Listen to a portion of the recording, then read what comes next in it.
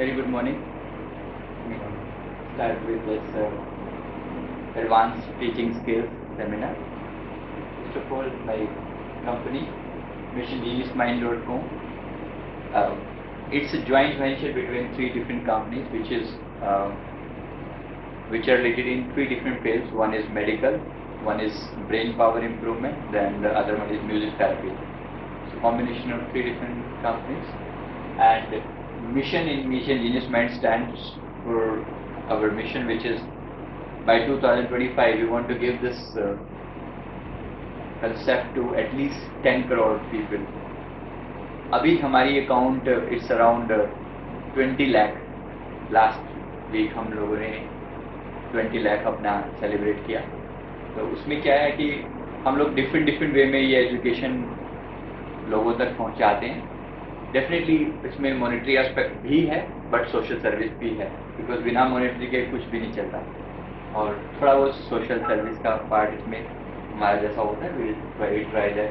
इसके लिए हमारा यूट्यूब पे वीडियोस हैं. अगर आप माइंड गुरु इंडिया या मिशन जीनियस माइंड से सर्च करें तो आपको यूट्यूब पे पूरा मटेरियल इससे रिलेटेड मिल जाएगा.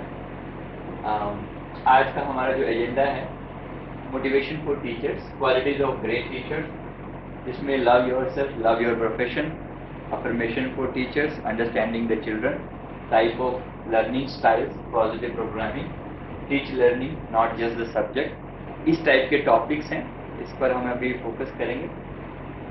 इसमें मेन जो हमारा एजेंडा हमारी कंपनी का रहता है वो 5 लेवल ग्रोथ ऑफ चिल्ड्रन नाम से हमने इसका ये एजेंडा बनाया है, जिसमें physical growth, that is healthy, smart, clear qualities and all. Then mental growth, logical, brain power, memory growth etcetera. ये इसमें फोकस करते हैं. इस पर स्पेशल फोकस है क्योंकि बहुत ज़्यादा लैक कर रहे हैं हम लोग. Emotional growth, leadership, team work, confidence, public speaking, इस पर रहता है. इसके बाद social growth, people skill, moral values, serving skill, और लास्ट में spiritual growth, meditation, connecting with the self and concentration. ये बात आप अपने बारे में भी सोच सकते हैं, और अगर हो सके तो जहाँ आपको लगे आप इसकी फ़ोटो भी ले सकते हैं, so that people should also come to know कि हम लोग किस लेवल पर ये काम करते हैं. इसमें आप बेसिकली हम खुद कई बार जब अपनी डेवलपमेंट के बारे में सोचते हैं ना, तो हम बहुत सारी चीज़ें अपने बारे में भी हम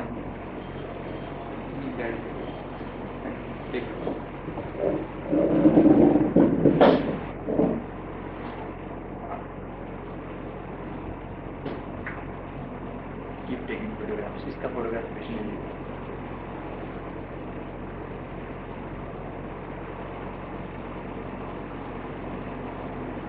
इसका फोटोग्राफ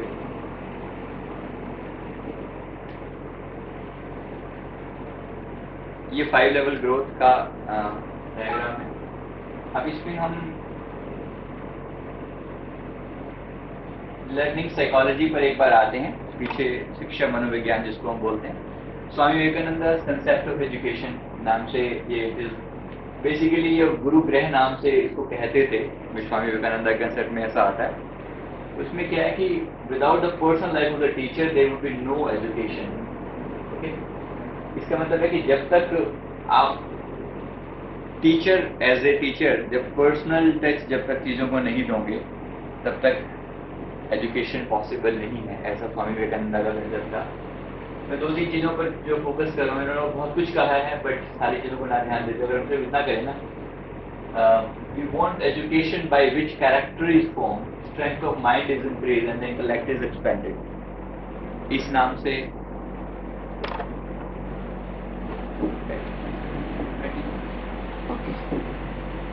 ये इस पर हम अभी फोकस करेंगे कि कैरेक्टर फॉर्म किससे कैसे हो, राइट. जिस पर नॉर्मली अभी हम मॉरल वैल्यूज़ को बहुत ज़्यादा सिग्निफाई नहीं करते. हमें शायद इस बात के ऊपर स्ट्रेस नहीं देते हम कि बच्चों की मॉरल वैल्यूज़ पर हम कुछ काम कर सकें. सब्जेक्ट पढ़ा देना और बात है, लेकिन फाइनली जिस चीज़ के साथ हम जुड़ रहे हैं, बच्चों की जो ग्रोथ कर रहे हैं, वो बहुत बड़े लेवल की चीज़ है. फाइनली उसकी लाइफ को बहुत बड़े लेवल तक इम्पैक्ट कर पा रहे हैं. ये हम टीचर्स को एक बार अच्छे से सोचना चाहिए. अब हम मोटिवेशन फॉर दिस प्रोफेशन पर आते हैं. टीचर्स के लिए ये अलग अलग लोगों ने अलग अलग तरह की स्टेटमेंट्स जो टीचर्स के बारे में कही. I have seen met angels wearing the disguise of ordinary people living ordinary life. Basically simple आप समझ सकते हैं कि टीचर्स को उन्होंने एंजल्स से कंपेयर किया है कि वो किसी तरीके से लोगों की लाइफ जो है बदल सकते हैं. डेफिनेटली और तरीक़ों से लोगों ने my teacher give me the best gift और ऑल बिलीविंग इन मी. ये हम सोचें कि हमें भी कुछ ऐसे प्रिंसिपल्स पर काम करना है. इट्स नॉट जस्ट कि हम सब्जेक्ट पढ़ा रहे हैं अपना, ठीक है. बच्चे के अंदर जो आप चेंज ला पा रहे हो, इंडिविजुअली उसका खुद पर विश्वास बढ़ा रहे हो, हम इस चीज़ पर राइट अपना फोकस लेकर आए, ज़्यादा से ज़्यादा फोकस रखें. To the world you may just be a teacher, but to the students you are a hero. और ये जो स्टेटमेंट है, ये तो बहुत ही बड़े लेवल पर हेनरी एडम्स ने ये स्टेटमेंट कही है. The teacher affects eternity. He never tells where his influence stops. आप कभी ये पता नहीं लगा पाते कि अल्टीमेटली आपने अगर किसी को 2 शब्द अगर पढ़ाए हैं या कोई पर्टिकुलर टॉपिक में आपने उसको एजुकेट किया है, फाइनली इसका इम्पैक्ट कहाँ जाने वाला है इस दुनिया में आप कभी जान नहीं सकते. कितने बड़े लेवल पर आप चेंज ला सकते हो. तो ये कुछ प्रिंसिपल्स हैं जिसको लेके आप अपने आप को, आप अपनी टीचिंग प्रोफेशन को डिफाइन करते हो. आपकी जो मेथोडोलॉजी है, आप उस पर को डिफाइन करते हो कि मेरा प्रिंसिपल क्या है, मेरा रूल्स क्या है टीचिंग प्रोफेशन के लिए. A good teacher is like a candle, consumes itself to light the way for others. See, normally ये सारी बहुत ज़्यादा हमें फ्लैशी सी चीज़ें लगती हैं सुनने में, पर डेफिनेटली अगर हमें किसी एक स्टेटमेंट की भी डेप्थ में जाकर देखूं तो ये हमें पता चलता है कि टीचर को बहुत सारे सेक्रीफाइस देने पड़ते हैं. जैसे आप अभी बात कर रहे थे, राइट, कितनी जगह पर आपको हर चीज़ का बैलेंस बना के चलना है. आपको बच्चे को एजुकेशन भी देनी है, आपको मैनेजमेंट को भी खुश रखना है, आपको अपनी फैमिली को भी देखना है, अपने घर में जो मैनेजमेंट चल रही है उनका एक अलग लेवल है. सारी चीज़ों को सेटिस्फाई करते हुए एक हाई लेवल पर लेकर जाना, इसको सचमुच एक बड़ी बात है. कंज्यूमिंग इटसेल्फ का मतलब यही है कि आप कितने सेक्रीफाइस करते हो.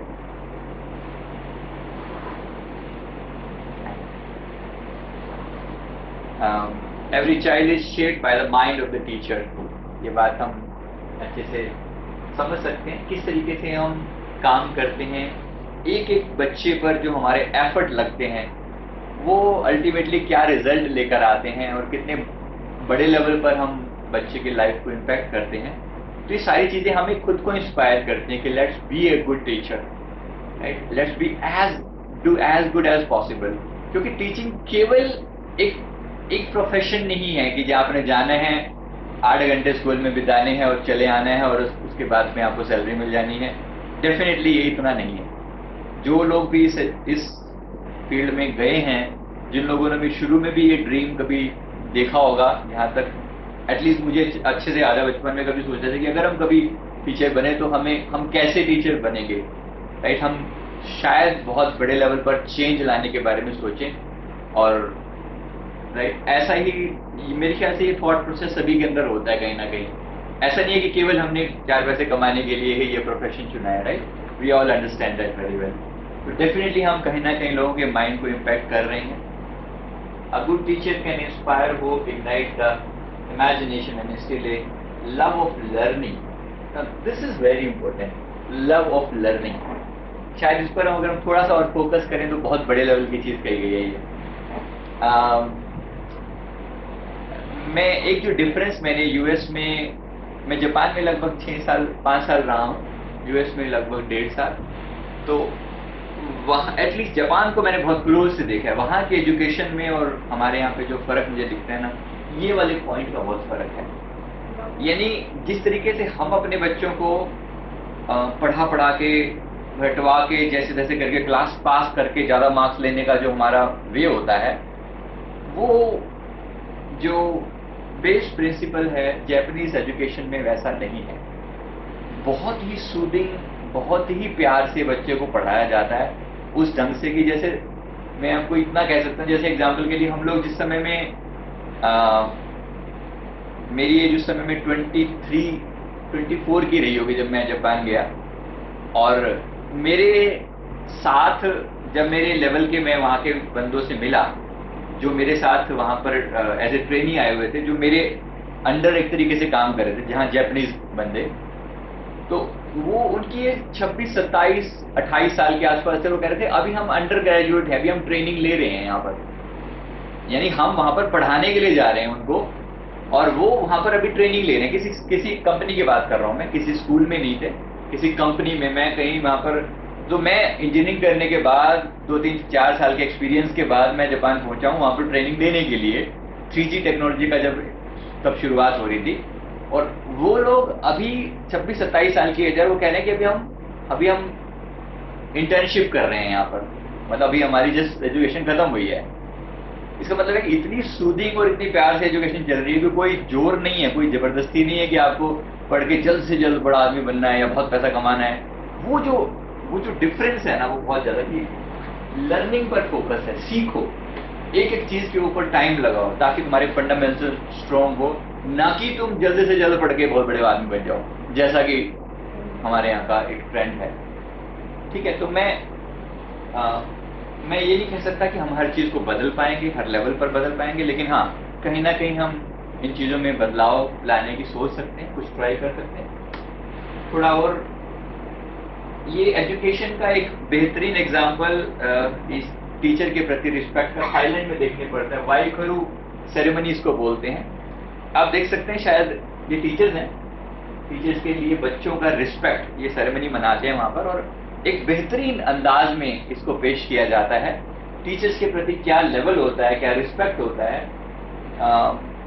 मैंने शायद ही हमारी कल्चर का पार्ट था किसी टाइम में, जो आज मिसिंग है, और आज शायद थाईलैंड इस मामले में हमसे बहुत बेटर है कि टीचर के प्रति जो रिस्पेक्ट होता है, स्टूडेंट कैसे उनके सामने अपना भाव प्रकट करते हैं। तो प्रोफेशन की ऊंचाई क्या है, प्रोफेशन किस दर्जे की चीज है, जहां हम गुरु ब्रह्मा गुरु विष्णु वाली बात भी सुनते हैं, कहते हैं कि हाँ, गुरु का लेवल क्या होता है, जिसने हमें 2 शब्द भी पढ़ाए वो हमारे गुरु के बराबर है।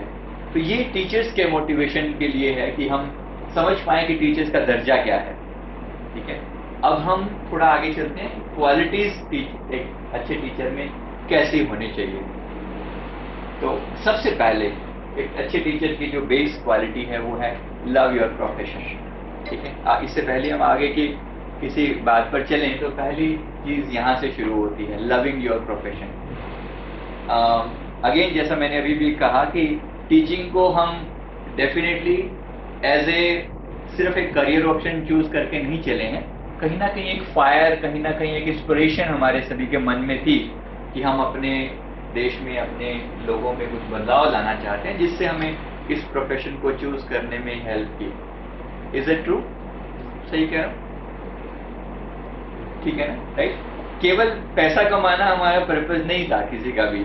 अगर हम इस एजुकेशन डोमेन में आए हैं, कहीं ना कहीं ये सबसे बड़ा फैक्टर है। आई लव टू टीच, मुझे खुशी मिलती है, मुझे आनंद मिलता है किसी को कुछ देने में, कुछ पढ़ाने में। अगर ये है, अगर ये लव नहीं है, तो इसका मतलब है कि सॉरी, फिर आप गलत जगह पर हैं, आपको यहाँ नहीं होना चाहिए था। ठीक है, तो ये फर्स्ट प्रिंसिपल है।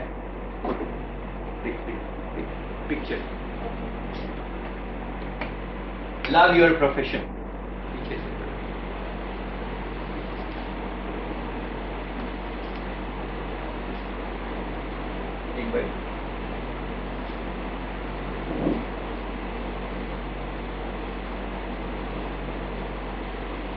इसके बाद आप समझ सकते हैं love teaching, the teachers who love teaching teach children to love learning. This is the next most important thing कि अगर आप एजुकेशन से प्यार करते हैं तो डेफिनेटली एक लेवल पर आप अपने बच्चों में वो फीलिंग्स जगा सकते हैं जहां पर वो लर्निंग से प्यार करें। ये बेस लेवल की चीज है। इसके बाद ये देख सकते हैं, teacher is a compass that activates the magnet of curiosity. This is very important, curiosity, knowledge and wisdom in the peoples. यहाँ पर एक बार मैं फिर एक बार स्ट्रेस देना चाहूंगा इस वर्ड के ऊपर, क्यूरियोसिटी पर। आज के टाइम में प्रोबेबली जिस समय में हम लोगों ने एजुकेशन ली, उस समय में हमारी क्यूरियोसिटी को शांत करने वाले लोग नहीं मौजूद थे। लेकिन फॉर्चुनेटली आज हमारे पास एजुकेशन सिस्टम, आज हमारे पास आईटी इंफॉर्मेशन सिस्टम इतना अच्छा है कि हम बच्चों की क्यूरोसिटी को हर तरह से सेटिस्फाई कर सकते हैं। राइट, गूगल मौजूद है, हमें जानते हैं कि अगर कोई चीज़ का आंसर हम नहीं दे सकते तो there is a way to find out. Directly बच्चों को बोलो गूगल करो and they will be able to have it. तो अब एटलीस्ट क्यूरोसिटी को हमें रोकना नहीं है किसी भी लेवल पर। मेरे ख्याल से एक अगर सचमुच एक क्यूरियस बच्चा हमारे पास आ जाए तो हम उसको बहुत ऊंचाई पर ले जा सकते हैं अगर वो सचमुच कुछ जानने वाला है। क्योंकि बच्चे कुछ इतने ज़्यादा क्यूरियस होते हैं, बहुत सवाल पे सवाल किए जाते हैं। फॉर्चुनेटली अब हमारे पास आंसर है, हमें पता होना चाहिए बस गूगल कैसे करना है। That's it. जरूरी नहीं कि हम हर चीज़ के मास्टर हैं, सिंपली बोलो कि लेट मी गूगल इट। बाबा हैं, गूगल बाबा जिंदाबाद, हर चीज़ में काम आते हैं ना। तो ये this is most important thing. Teachers भी वही होमवर्क देते हैं जो गूगल पे इजीली मिल जाए, जो गूगल पे मिल जाए। 55 स्टूडेंट का होमवर्क सेम होता है। ये चलो एनीवे, फॉर्चुनेटली पार्ट ये है कि अब एजुकेशन में हमारे वो लिमिटेशन नहीं है। गूगल बाबा के पास हर सवाल का जवाब मौजूद है और इतना वैरायटी है, इतना ज़बरदस्त तरीके से मौजूद है कि आप जितनी डेप्थ में जाना चाहो ना, उसका कोई अंत नहीं है।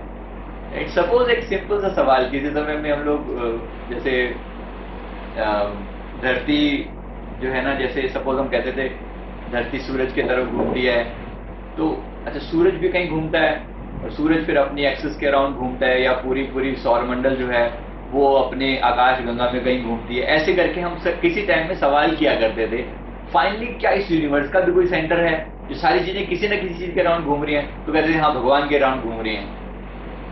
आज के टाइम में हम ये क्लियरली बता सकते हैं कि यूनिवर्स का एक सेंटर है, कहाँ पर है ये भी बता सकते हैं, और उसके अराउंड कैसे घूम रही है ये सब भी बता सकते हैं, क्योंकि आपके पास एक पूरी प्रॉपर डेफिनेशन है और नॉलेज की एक्सेस है। गूगल ने जो सबसे बड़ा काम इस समय पिछले 10, 12, 15 सालों में हुआ है, बेस्ट पार्ट, मैं फॉर्चुनेटली मैं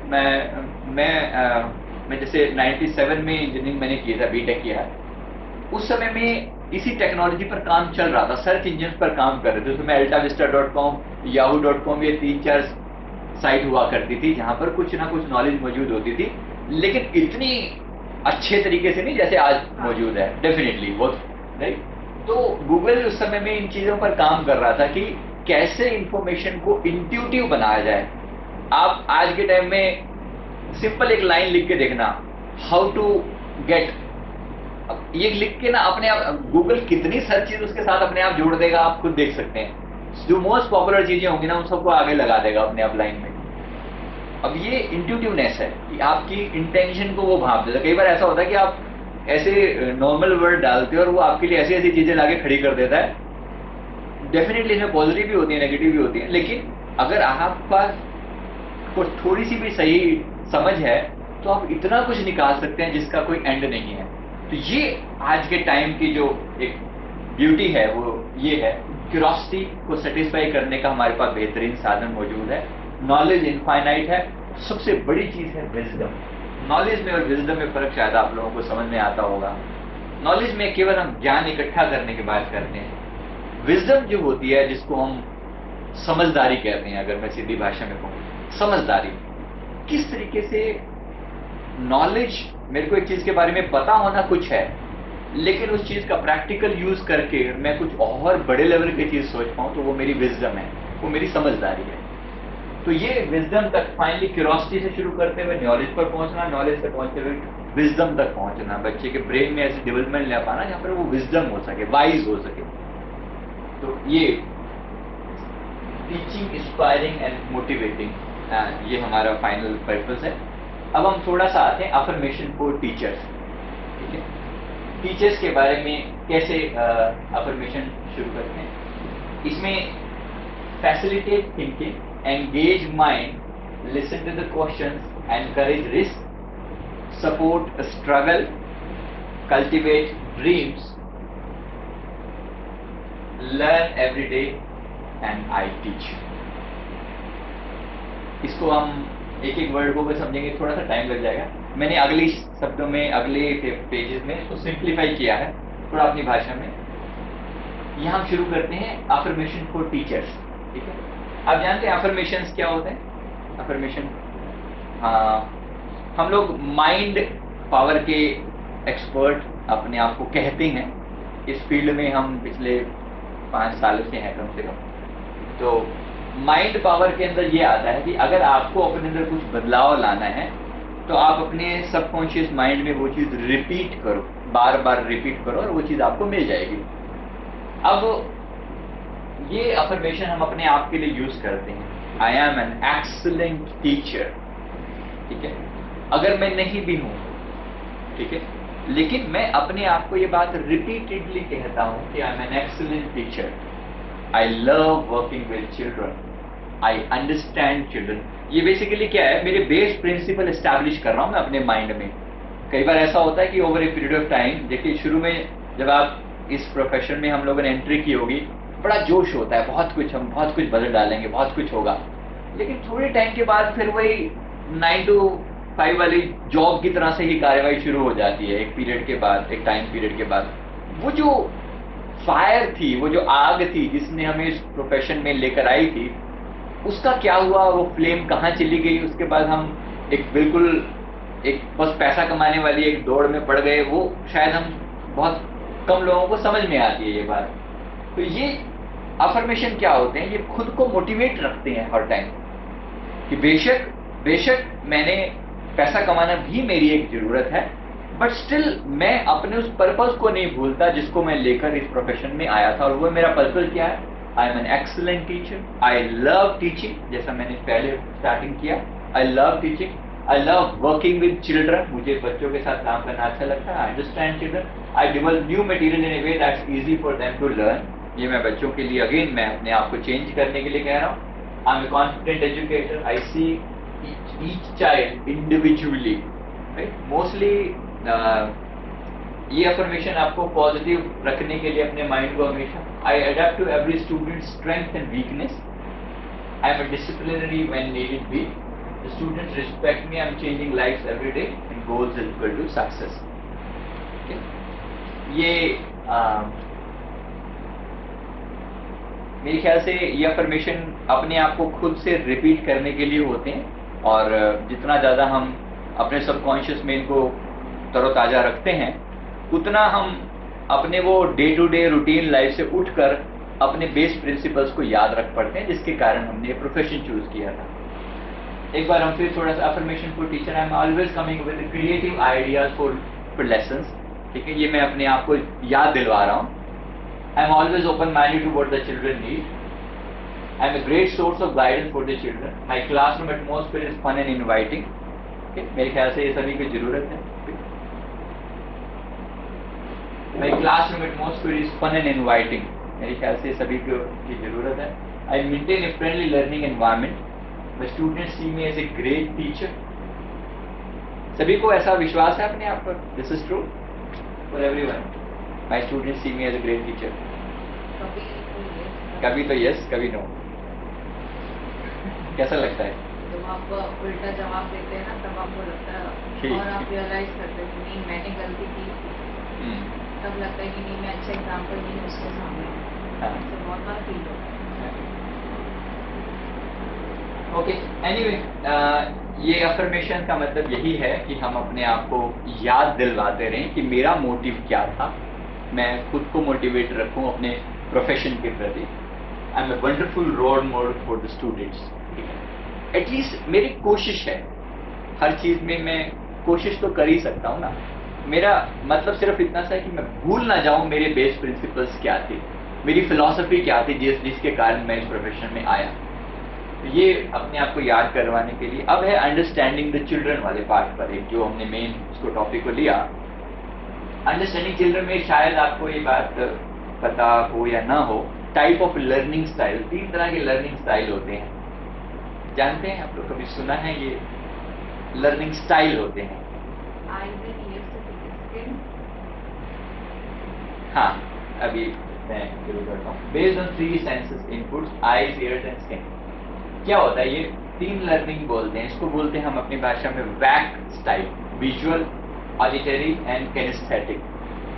ठीक, तो विजुअल वो स्टूडेंट्स होते हैं जो देखकर सीखते हैं, ऑडिटरी वो स्टूडेंट्स होते हैं जो सुनकर सीखते हैं, और किनेस्थेटिक वो होते हैं जो फील करते हैं, टच करके फील करके सीखते हैं। ये बात नॉर्मल है, समझ में आती है सभी को? फील करके लास्ट पॉइंट इसका मतलब जैसे मॉडल वगैरह हो गए, हाँ इसको हाँ ऐसा ही इसका मतलब अब ये 3 सेंसेस को पर फोकस किया जाता है।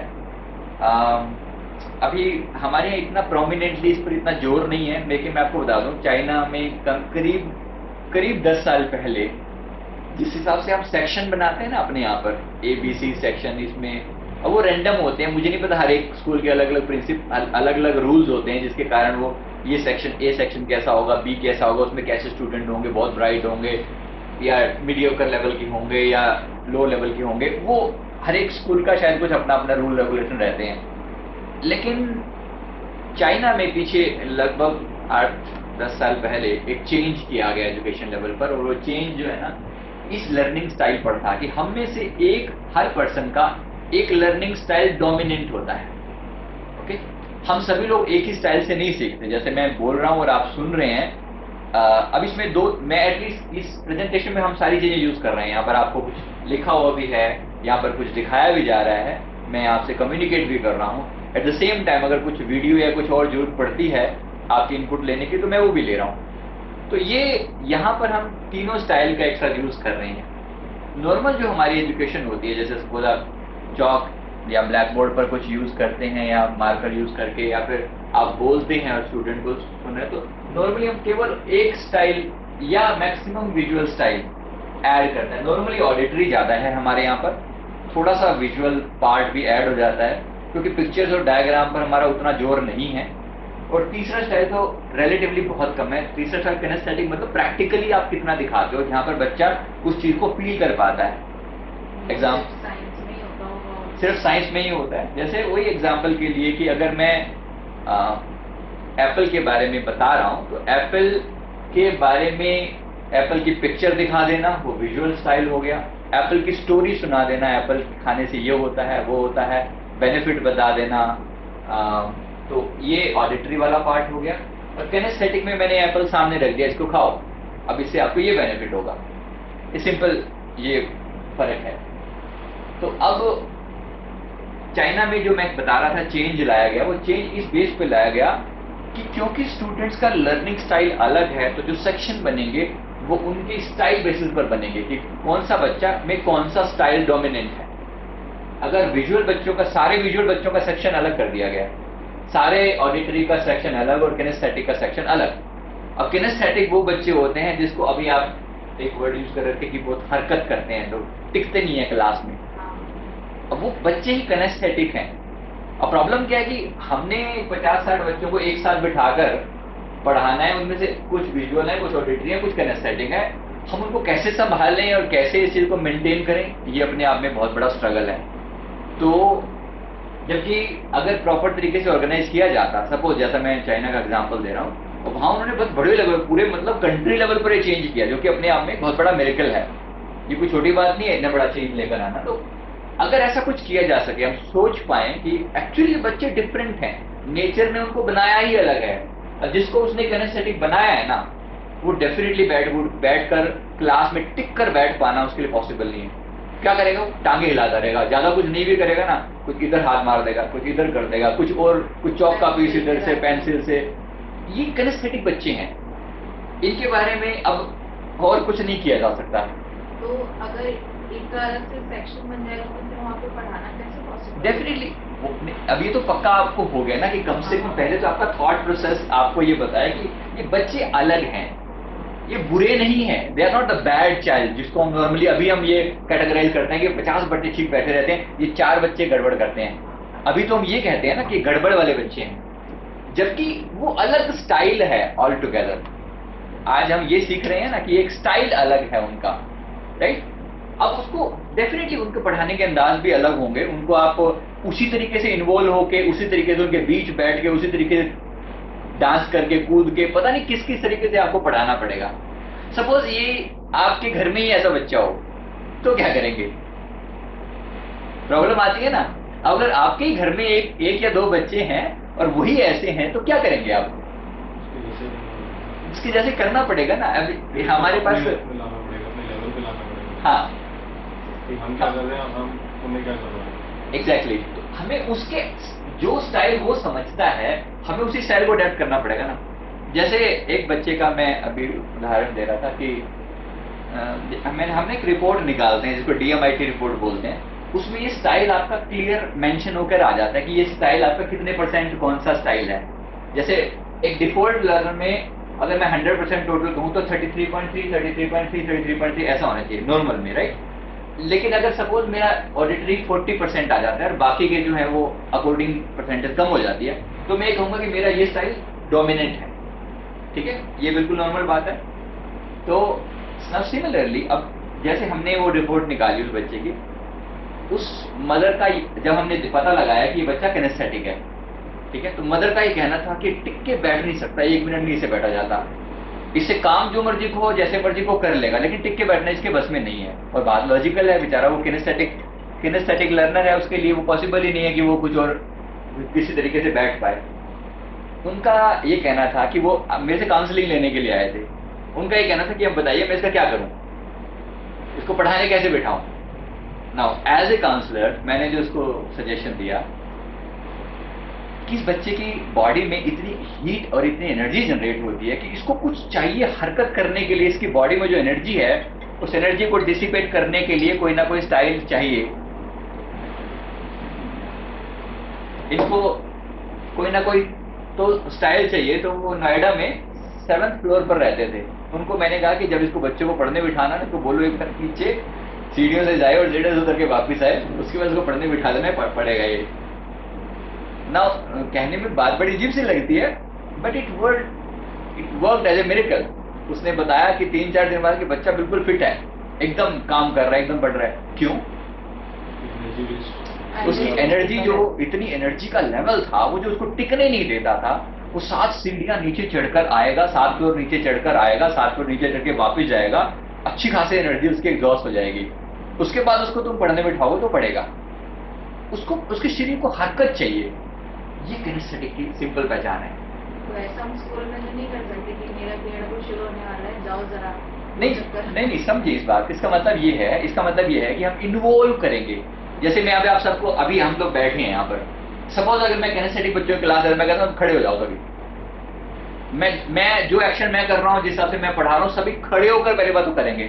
खड़े होने में आप समझते हैं लगभग आपकी 80% एनर्जी तो आपको खड़े होने में आपको लगानी पड़ती है। फिर आपसे मैं अगर कुछ हरकतें भी कराऊं, मुझे पता है सब किनेस्थेटिक बच्चे मेरे सामने बैठे हैं। अब ये वो ऑड मैन आउट वाली बात नहीं है ना, समझ में आ गई बात ना, राइट। ये ऑड मैन आउट वाली बात नहीं कि 50 बच्चों में 5 बच्चे गड़बड़ वाले हैं। अब ये गड़बड़ वाले नहीं है, ये 5 बच्चों का सेक्शन ही अलग है सपोज, और ऐसे 5 बच्चे कहीं और से भी लेकर मैंने ये लिया तो एक सेक्शन अलग बना दिया। अब मुझे पता है कि सभी बच्चे जैसे हैं ये। नाउ अब मेरा जो लेवल होगा बिल्कुल डिफरेंट होगा बात करने का। ये फर्क है। तो ये हमें समझ होनी चाहिए कि बच्चे का कसूर नहीं है, वो बेचारा बना ही, उस डिजाइन ही उसके हिसाब से है वो। बट आपके पास उनकी की है, आपके पास उनकी की है, आपको पता होना चाहिए कि इनको कैसे हैंडल करना है। अब सिमिलरली आपको बताऊंगा ऑडिटरी बच्चे और विजुअल बच्चों में फर्क देखो। विजुअल के लिए जब तक आप, जैसे ऑडिटरी के सामने तो आप, जैसे मैंने कहा एप्पल के बारे में मैंने उनको स्टोरी समझा दी ना, समझ आ जाएगा उनको। एप्पल के बारे में सब दिमाग में गया, कानों से इनपुट गई और उन्होंने लॉक कर लिया, पकड़ लिया। अच्छा एप्पल ऐसा होता है, ऐसा होता है। आपने देखा होगा क्लास में ऐसे बच्चे होते हैं जिनको आप बोलो वो आप सुनेंगे और खट से उसी टाइम अगर पूछ लो ना आपको तुरंत जवाब दे देंगे, जो उसने सुना एज इट इज रिपीट कर देंगे। तो कानों में ऐसे लगता है रिकॉर्डर लगा हुआ है, सुना और सब कुछ एज इट इज समझ में आ गया। लेकिन विजुअल जो होंगे ना, उनको जब तक एप्पल की पिक्चर नहीं दिखाई जाएगी उनके लिए एप्पल की कहानियां सुनने का कोई मीनिंग नहीं है। अभी फर्क है, आपको बहुत थोड़े से लेवल पर फर्क नजर आएगा, लेकिन आएगा। इनका और इनका फर्क तो बहुत ज्यादा नजर आएगा, क्योंकि किनेस्थेटिक बच्चे आपको अलग नजर आएंगे, लेकिन इनका और इनका फर्क आपको भी अच्छे से दिखाई देगा। स्लोली समझ में आएगा कि बच्चा समझता क्यों नहीं है। मैंने सभी को एक जैसे तरीके से बोला, लेकिन कुछ बच्चों ने इमीडिएटली पकड़ लिया, वो ऑडिटरी थे। कुछ लोगों को जब तक मैंने पिक्चर नहीं बनाई, कोई फोटो नहीं दिखाई, जिसके लिए नॉर्मली जो आज हमारा जो एजुकॉम करके जो चल रहा है ना, वो जो वीडियो दिखाने के जरिए हम दिखाते हैं, वो सारे विजुअल बच्चे हैं। अब मजे की चीज ये है कि 45% से ज्यादा बच्चे विजुअल होते हैं। इसलिए लोग पिक्चर्स देख के, मूवीज देख के, वीडियो देख के बहुत इजीली समझते हैं, न कि दूसरे तरीकों से। ठीक है, तो ये भाई हमें अच्छे से क्लियरली समझना है। Visual learner, normally learner who understand and learn by seeing, they use diagram, picture, color combination, imagination, picturized to understand the things. Visual learner usually use the language like, oh I see what you mean, ये language use करेंगे। हाँ मैंने देखा था, मैंने ऐसा कहा। वो जो मैंने देखा वाली लैंग्वेज है ना, वो विजुअल है सारे। उनको आप किसी सीन को डिस्क्राइब करवाना है। सपोज मैं कहूँ कि अच्छा तुम सभी लोग हॉलीडे में कहीं कहाँ गए थे, उस सीन को डिस्क्राइब करो। सो ब्यूटीफुली, वो कलर्स की बातें बहुत करेंगे। हम वहाँ गए, बहुत सुंदर था, बहुत ऐसे कलर थे, ब्राइट कलर थे, ये था वो कलर्स को जल्दी पकड़ेंगे। अब सिंपल सी बात है, नेचर ने उनको बनाया ऐसे है, वो कलर के लिए ही दीवाने हैं। और ऐसे लोग ही आगे चलकर fashion designer, interior decorator, textile industry, ये सब वो बनने वाले हैं। ये आप समझ लें आज से। ठीक है, ये उसी डोमेन के लिए बनाए गए हैं। नेचर ने बना कर भेजा है इनको उसी डोमेन के हिसाब से। ठीक है, सिमिलरली जो ऑडिटरी वाले हैं वो म्यूजिक वाली लाइन में जाने के लिए बने हैं। म्यूजिक का अपना वे है, म्यूजिक एक बहुत बड़ी हेल्प हो सकती है। हालांकि और भी बहुत कुछ हो सकता है, मैं सिर्फ म्यूजिक नहीं कह रहा हूँ, एग्जाम्पल और बहुत कुछ है। अब हम दूसरे पर आते हैं, ऑडिटरी। ऑडिटरी में यूजली इंडियन एजुकेशन ज्यादा से ज्यादा इस पर ही बेस्ड है, क्योंकि टीचर बोलता है, स्टूडेंट सुनते हैं, उसको नोट करते हैं या उसी टाइम उसको याद कर लेते हैं। ये वाली लैंग्वेज यूज होती है। अधिकतर ये बच्चे बैठे हुए हैं, इनका ऐसे बैठ रहे हैं क्लास में ना, ये बैठने का स्टाइल होता है, यहाँ ध्यान होगा, उनका कान के ऊपर जोर होगा। अभी दिखने में बड़ा अजीब सा लगता है, बट इट्स सिंपली लगता है कि वो कुछ सोच रहे हैं। हाँ, ये ऑडिटरी बच्चे हैं, they will prefer to listen sound in music. अब इसका एक इलाज क्या है? ऐसे बच्चों को, सपोज आपके ऐसे बच्चों से पाला पड़ता है, इसका बेस्ट तरीका ये होता है, उनको वो आपकी बात सुने और उनको तुरंत बोलो कि वो अपनी वॉइस में आपकी बात को फिर से इंटरप्रेट करके बोल दें। आपने कहा कि मैंने आपको एक चीज पढ़ा दी, एप्पल के बारे में, सपोज मैंने समझाया, फिर मैंने बोला अपने शब्दों में बताओ मैंने क्या बताया। एक बार उन्होंने अपने शब्दों में बोल दिया ना, जॉब इज डन। आप समझ लीजिए कि उसको जो आपने पढ़ाना था, पढ़ाई हो गई, उसका काम हो गया। अब किनेस्थेटिक की बात अलग है, वो कहेगा मेरे को एप्पल दिखाओ, खिलाओ, तब मैं एप्पल को समझूंगा। विजुअल वाले को दिखाना जरूरी हो जाएगा, लेकिन ऑडिटरी के लिए सुनना और उसको बोल देना गुड इनफ। ठीक है, तो ये थोड़ा समझने की बात है। तीसरा किनेस्थेटिक, जैसा मैंने कहा, अब ये नॉर्मली केजी से जो नीचे, मतलब 5 ईयर से नीचे जो है, केजी से 5 ईयर तक, ये सारे किनेस्थेटिक बच्चे होते हैं। अब इसमें क्या है कि जो भी सामने आता है, जैसे कि आपने छोटे बच्चे के बारे में देखा होगा, जो भी सामने आता है उठा के इसको मुंह में डाल देता है। नॉर्मली बहुत छोटे बच्चे को जो भी सामने आ रहा है, कुछ भी ऑब्जेक्ट को पता ही नहीं अच्छा बुरा क्या है, जो आया पहले उसको फील करेगा, टच करेगा, हाथ लगा के देखेगा। उसको दूर से चीजों का मजा नहीं है, उसके लिए टच करने में उसको अच्छा लगता है। ये किनेस्थेटिक बच्चे हैं। तो अब इसका बेस्ट लर्निंग मेथड क्या है कि पहले सुने और अब लिखे, फील करे। अगर और कुछ पॉसिबल नहीं है, अगर तो मैंने कहा ना एप्पल खिलाना पॉसिबल हो तो बहुत अच्छी बात है, लेकिन एप्पल हर टाइम तो आप कुछ खिला नहीं दोगे ना, जो चीज की आप बात कर रहे हो वो दिखा नहीं दोगे। तो उसको सुने और फिर हाथ से लिखे। दोनों इंद्रियां उसकी, दोनों सेंसेस जो हैं यूज हो गई। कान से सुना और हाथ से लिखा तो वो यूज हो गया। ऐसे बच्चों के लिए इजी है। और ऑडिटरी का मैंने जैसे बताया, ऑडिटरी के लिए बेस्ट तरीका याद करने का है कि वो उसने लेक्चर सुना, हो सके तो इमीडिएटली उसको रिकॉर्ड कर लिया। अगर वो, क्योंकि वो पॉसिबल नहीं होता, घर जाके उसको कहो कि तुम अपनी वॉइस में जो तुमने सुना ना उसको जाके रिकॉर्ड कर दो, ऑडियो नोट्स बना लो। बच्चे अगर बड़े हैं तो ये बना सकते हैं डिसेंटली, तो ये उनके लिए बहुत अच्छा तरीका ये काम करेगा।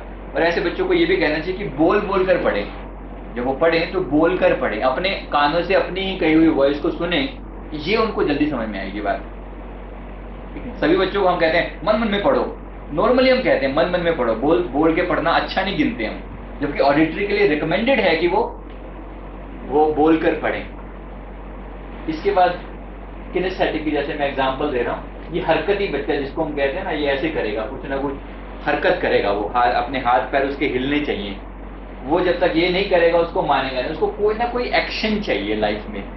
अब जैसे मैंने एक दो एग्जांपल तो वही गए कि वो घूमने वाला आपको दिया, ऐसे ही और पेरेंट्स का था, वो कहते जी घूमना पॉसिबल नहीं है, बच्चा छोटा है, तो क्या करें, घर में रोप स्किपिंग के लिए बोल दिया। रोप स्किपिंग कर सकते हैं घर में, ज़्यादा नहीं तो थोड़ा म्यूजिक लगा के डांस कर सकते हैं अकेले कमरे में, ठीक है, पड़ोसियों को डिस्टर्ब किए बिना। यानी आपकी एनर्जी का कहीं ना कहीं यूज चाहिए, ठीक है। अच्छा, अब विजुअल बच्चा अगर खाना ना खाए तो उसका, मैं आपको प्रॉब्लम बता रहा हूँ सारी, क्योंकि हमको रोज फेस करनी पड़ती है। विजुअल बच्चे को ना डेकोरेटेड फूड चाहिए, अगर खाना भी मिलने नहीं चाहिए उसको प्रॉपर सजा हुआ सा चाहिए उसको ना, जैसे प्रॉपर डेकोरेशन के साथ उसको अट्रैक्टिव से जो उसका प्रेजेंटेशन हो वो बहुत अच्छा होना चाहिए। वो विजुअल बच्चे की खास पहचान है। नॉर्मली खाना सामने रख दोगे ना, नहीं खाएगा, होटल में सेम चीज खाएगा, बड़े मजे से खाएगा। क्यों? थोड़ी प्रेजेंटेशन अच्छी है, उसके लिए लाइट वाइट थोड़ी अच्छे सा लगा दो, बड़ा कैंडल लाइट डिनर चाहे घर पे ही करवाओ, लेकिन उसको वैसा माहौल चाहिए। वो बना ही, उसका दिमाग उस चीज के लिए बना है, तो वो एक्सेप्ट करेगा चीजों को, इजीली एक्सेप्ट करेगा। समझ पा रहे हैं बात? ऐसे ही ऑडिटरी वाला जो होगा ना, अगर आप कुछ और ना कर पाए ऑडिटरी के लिए तो म्यूजिक चला दें, खाना खिला रहे हैं जब उसको बड़ा लाइट सा म्यूजिक चला दें और थोड़ा एटमॉस्फेयर ऐसा बना दें, वो बड़े प्यार से खाना खाएगा। और पढ़ाई के लिए भी सिमिलर है, एक खास तरह का स्टडी म्यूजिक आता है, हमने इसमें डाला हुआ है, हमारी साइट पे भी डाला हुआ है, और एक डीवीडी बनाई है बच्चों के लिए, उसमें भी डाला हुआ है। वो स्टडी म्यूजिक इसी काम के लिए बना हुआ है कि बच्चों को वो दे दो तो वो बड़े प्यार से सुनेगा और उसको एंजॉय करेगा, उसके साथ साथ पढ़ाई करेगा। अब हरकती जो बच्चा है, जो किनेस्थेटिक बच्चा है, इसको तो कोई ना कोई एक्शन चाहिए लाइफ में। जब तक ये एक्शन नहीं लेगा तब तक ये टिकेगा नहीं। ये हमें क्लियर कट पता होना चाहिए। ये मैंने बता दिया इनके बारे में मोस्टली। अब एक बार ये समझ लें, positive programming of your students, आप उनके मन को कैसे प्रोग्राम करते हैं, इंस्पायर कैसे करते हैं। शायद आप में से बहुत कम लोगों को ये चीज़ें पता होंगी जो मैं अब बता रहा हूँ, क्योंकि ये वाली चीज़ खास तौर पे inspires children bye positive words. अब हम ये समझ लें, words having great power, you know, जो आप बोलते हो, your word become your world finally. जो हम बोलते हैं, मैं अभी एग्जांपल से आपको बता दूं तो आप बहुत अच्छे से समझ में आ जाएगा। पर्ल हार्ड, ये इनका जो नाम है, handle them carefully for the words are more power than the atom bombs. ये वर्डिंग अपने आप में बहुत मैटर करती है, इतने बड़े लेवल पर उन्होंने ऐसा लिखा है। क्यों? मैं एक दो एग्जांपल से आपको बताता हूँ। कई बार जाने अनजाने ऐसे शब्दों का इस्तेमाल कर लेते हैं जो बहुत नेगेटिव इम्पैक्ट जिनका जाता है। हो सकता है कि ऐसे में आपका इंटेंशन अच्छा हो बोलने का, लेकिन आपकी वर्ड ऐसे हो जाते हैं जो आप बोल देते हो और बच्चे के सेंसिटिव माइंड में वो चीज़ घर कर जाती है। तो कैसे होता है, जैसे सपोज ये वर्डिंग आपने बोली, बिल्कुल आलसी हो, बोल देते हैं। कई बार एज ए टीचर भी बोल देते हैं, एज ए पेरेंट भी बोल देते हैं, माँ बाप की तरह भी बच्चों को कह देते हैं। अब पता है, मन के दो लेवल होते हैं, कॉन्शियस और सबकॉन्शियस, दो मन होते हैं। जो सबकॉन्शियस मन है, जो गहरा मन है, वो आदतें कंपोज करता है, ठीक है। तो उसमें क्या होता है, उसमें जो हमारा सबकॉन्शियस माइंड है ना, इसको हम कोई वर्ड बोलते हैं ना, उसको वो एज अ कमांड लेता है, ठीक है। वो उस पर लॉजिक नहीं लगाता, दिमाग नहीं लगाता, उसको एज ए कमांड एक्सेप्ट करता है। उसको आप जो कहते हो वो कहता है, मतलब लिटरली जिसको हम अपनी भाषा में कहें, वो कहता है जो हुक्म मेरे आका, तुम जो कहोगे मैं तुम्हारी बात को पूरा करूंगा, ठीक है। ये हमारा सबकॉन्शियस माइंड होता है। इसका मन इतना सेंसिटिव होता है कि जब आप उसको ये बात बोल रहे हो, आप बोल तो उसको एज ए स्टेटमेंट अपने शायद गुस्सा निकालने के लिए बोल रहे हो, आप उसको कहते हो बिल्कुल आलसी हो, ठीक है। मान लो उसके अंदर एक प्रोसेसर लगा हुआ है जो आपके शब्दों को ले रहा है और उसको इमीडिएट एक्सेप्ट कर रहा है। सोचो इसका इम्पैक्ट क्या होने वाला है। वो नहीं होता होगा ना, आज से आलसी बन जाएगा आपके कहने से, उसके सबकॉन्शियस में बात गहरी बैठ जाएगी और ये बन जाएगा। बहुत छोटी छोटी बातें हैं, क्योंकि यहाँ मेरा रोज का काम चाइल्ड साइकोलॉजी से पर डील करने का है, तो ऐसी चीज़ों पर सुनने में बच्चे की प्रॉब्लम हमें समझ में आती है कि टीचर ने एक लाइन बोली और इस बच्चे की पूरी लाइन बदल गई है। अभी हमारे पास एक स्टैमरिंग का केस आया था, स्टैमर करने का। बच्चे की एज, बच्चा तो क्या मैं कहूँ, 26 साल का लड़का जिसकी एज है, वो किसी भी लेटर का फर्स्ट लेटर, किसी भी शब्द का फर्स्ट लेटर बोलते हुए अटकता है, जैसे अधिकतर स्टैमरिंग करने वाले लोग अटकते हैं, राइट।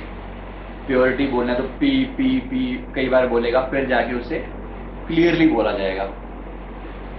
अच्छा, अब इसकी हम हिप्नोथेरेपी करते हैं तो हम अलग अलग तरीकों से, हमारे पास स्टाइल होते हैं कि इसको जानने का कि प्रॉब्लम का रूट कॉज क्या है। हमने उससे कई बार पूछा कि बेटा तेरे को कोई प्रॉब्लम थी, मतलब how why you got into this problem, उसको नहीं समझ में आया। फिर हम एक खास तरह की टेक्निक यूज करते हैं, इसको हम एज रिग्रेशन कहते हैं। एज रिग्रेशन का मतलब होता है कि मैं आपको लाइफ के उस मुकाम पर आपको हिप्नोटाइज करके आपके मन को वहां ले जाता हूं जहां पर ये प्रॉब्लम का रूट कॉज था। पता लगा कि जब वो 9 साल का था तो क्लास में एक बार उसको एक उनकी प्रिंसिपल हुआ करती थी जो बहुत ज्यादा रूड जिसको कहते हैं, वो स्ट्रिक्ट थी। बच्चे उसको रूड कहते थे, बच्चों की भाषा में बता रहा हूँ। वो कहते हैं वो मेरी प्रिंसिपल थी और बहुत रूड थी। और उसके बारे में ये होता था कि जब वो किसी स्टूडेंट के पास आकर खड़ी होती तो नॉर्मली पीपल गेट टेरिफाइड, कि बहुत डर लगता था उनको। और बच्चे नॉर्मली और कह कर ऐसी चीजों का बड़ा जिक्र बढ़ा भी दिया जाता है कि सब बच्चे आपस में बात करते हैं, अरे उस टीचर से बच के रहना, वो डेंजरस है। वो आती है ना तो हालत खराब हो जाती है, वो स्ट्रिक्ट है, ऐसे ऐसे करके। तो इस बच्चे ने सिर्फ सुना ही था तो उसके बारे में। एक दिन इसने बताया, अब वो जो हमने उसको हिप्नोटाइज किया हुआ है और उसको बैक में लेकर गए हैं, पीछे लेकर गए हैं। जब वो 9 साल की एज में, आज वो 26 साल की एज में है और 9 साल से आज वो स्टैमरिंग कर रहा है। वो अब कितना उसने लॉस किया होगा स्टैमरिंग में, आप सोच सकते हैं स्टैमरिंग से कितना कॉन्फिडेंस का लॉस होता है। आप एक बार कहीं स्टैमर करते हो तो सामने वाले के सामने आपका इंप्रेशन कितना डाउन हो जाता है। कितनी जगह पर उस बच्चे को लो फील हुआ होगा, कितनी जगह पर उसने अपने आप को बड़ी मुश्किल से, मतलब he was at the verge of again, जिसको हम सुसाइडल पॉइंट बोलते हैं ना, वो वाला पॉइंट पर था। अब वो घटना क्या थी, उसने छोटी सी घटना, वो हमने खुद जब उसको एडवर्टाइज किया, उसको लेकर गए उस स्टेज में, उसको दिखाया, तो उसने कहा कि वो मैं बैठा हुआ था और बाई चांस हमारी टीचर उस दिन आई नहीं थी, जिसकी क्लास थी, जिस सब्जेक्ट की क्लास थी वो आई नहीं थी, तो ये प्रिंसिपल आ गई और बाकी बच्चे इधर उधर मतलब पानी वानी पीने या इधर मस्ती वस्ती करने के लिए गए होते, तो मैं बैठा हुआ था। क्लास में 2-4 बच्चे बैठे, तो मेरे सामने वो आकर खड़ी हो गई। इन्होंने उसने कुछ सवाल किया, उसने सवाल किया कुछ जनरल सा सवाल की, मतलब सपोज रामायण किसने लिखी थी, एग्जाम्पल से वैसे बोल रहा हूँ मैं, मान लो कुछ बिल्कुल देसी सा उसने सवाल किया। लेकिन अब उस बच्चे के मन में जो फोबिया उसके पहले से बैठा हुआ था, ये टीचर अगर ये कुछ पूछती है ना तो बहुत खतरनाक चीज होती है, he already had that state of mind.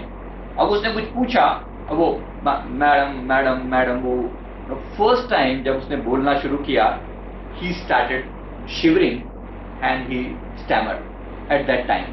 वो पहली बार उसने लाइफ में, उसने पहला वर्ड उससे नहीं बोला गया उस समय में, खौफ था उस टीचर का।